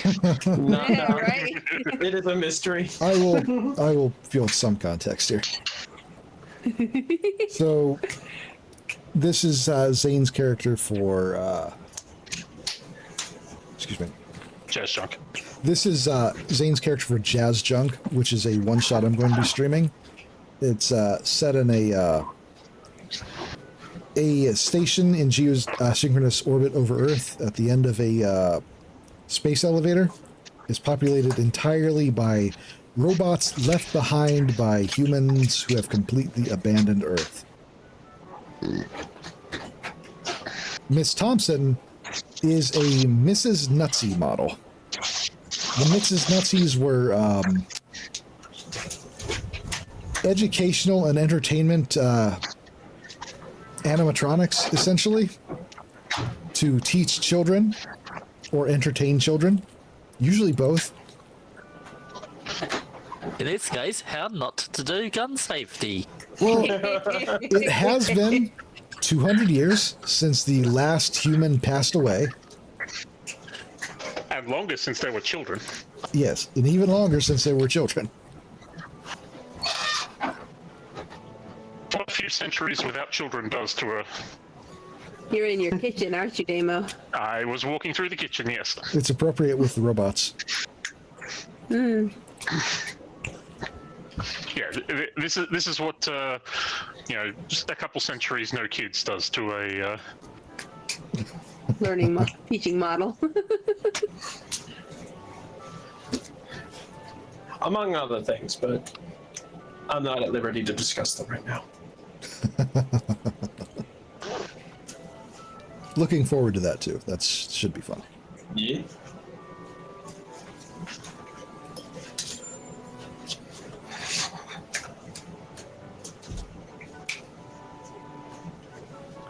Not shown here, the tail is a mortar.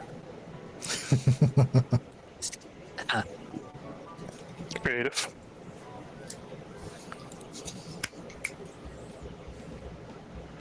Sometimes you just gotta turn yourself into a mobile weapons platform, right? Like, It's true. Yeah. You do not. You do not need to do that.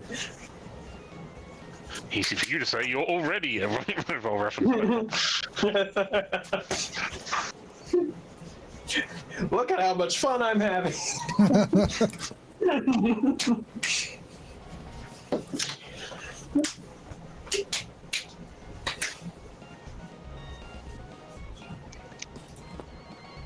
I guess Don't since you we're ever run out of ammo? Yeah, like eventually. look, I don't know what to tell you. There's a lot of scrap around here. That's 66% more bullet per bullet.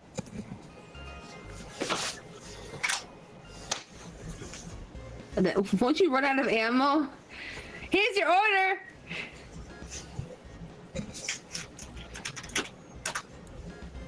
Yeah. Yeah. This makes us a very dangerous combination.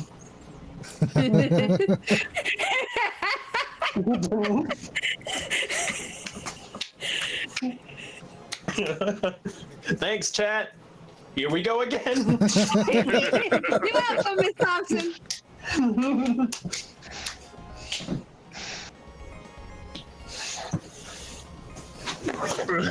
I'm looking That's never forward. going to get tired. I am looking forward to that too. That should be a lot of fun. I'm sure it won't be traumatizing at all. Who am I kidding? I'm running it.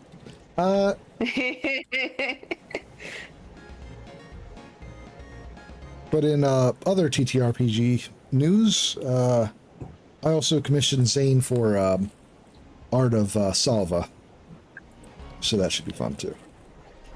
Yeah.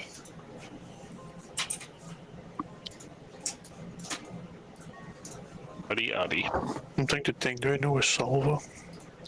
Oh, that's No. yeah, no, I'm it's trying to remember the names from other campaign. No. Nope, this is a new one. yeah, there's a lot of campaigns flying around right now. Yes, there are. Whose fault is that? Yours. Yes, All of absolutely. yours. I'm going to be Zirra, running. you're up. You were Sure. like out there just being like, wouldn't it be funny if I ran a second version of the campaign I'm already running right in front of us, and then, you knew exactly what would happen. Yeah. Yeah. Damien has problems with saying no, especially to himself. Yeah, but also, wouldn't it be cool though? Got me there. Hey Damien, wouldn't it be cool to actually finish the game before you start the next one? Wait, Never. You can do that? yeah, no, sorry, that doesn't compute at all. That's a bold I group to say that in. I don't think campaigns finish. That's not how campaigns work. For what it's worth, I know exactly what direction I intend to take on Gross and a planned endpoint. First of all, that's all entirely dependent on y'all. That's adorable. For what it's worth, Welara also has a hard endpoint. Is it death? He didn't say no. He didn't say no. Oh, that's cute. Then You think it next- ends with death. Next level, I get Right, greater right, teleport, and then we all retire to Equestria. Oh, how did I know that was also coming? The whole, oh, you think death is the end? I think the group has pretty definitively proven that you're not going to be able to escape in death. Fair. Of course, it's the weird version of fucking Wander's song playing.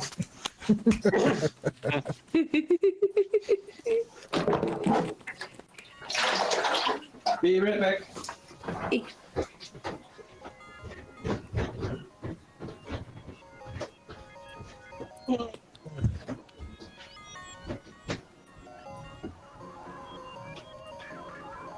So I do think that we will, again, probably meet at around the same time, 1:30 or so, if everyone's okay with this time. Yeah. Yeah. I It don't. was a good We time. don't need to hard confirm just this moment. So if things change, just let me know. But that'll be the time I'll as- relatively shoot for. As long as you're not running super long sessions. Yeah. I don't intend to, Because but you know how that goes. yeah. If anything, I might try to buckle it down specifically to 2 seasons a night, and that will get us through all 6 of the ones we've played so far. Yeah. The last season is comparable in size to the first. It is season 5 that is going to be a lot. We'll see how we go with it. Yeah. If anything, we can have we can break halfway through a season or some such if we need to. It takes as long as it takes. Yeah. But yeah, Yeah, right about over this there. time is pretty much when I'd have to bow out either way, because Yeah. I do need some sleep before work. Fair. Yeah. Understandable. Okay. And I'm going to go ahead and cut things here. Yep. Okay.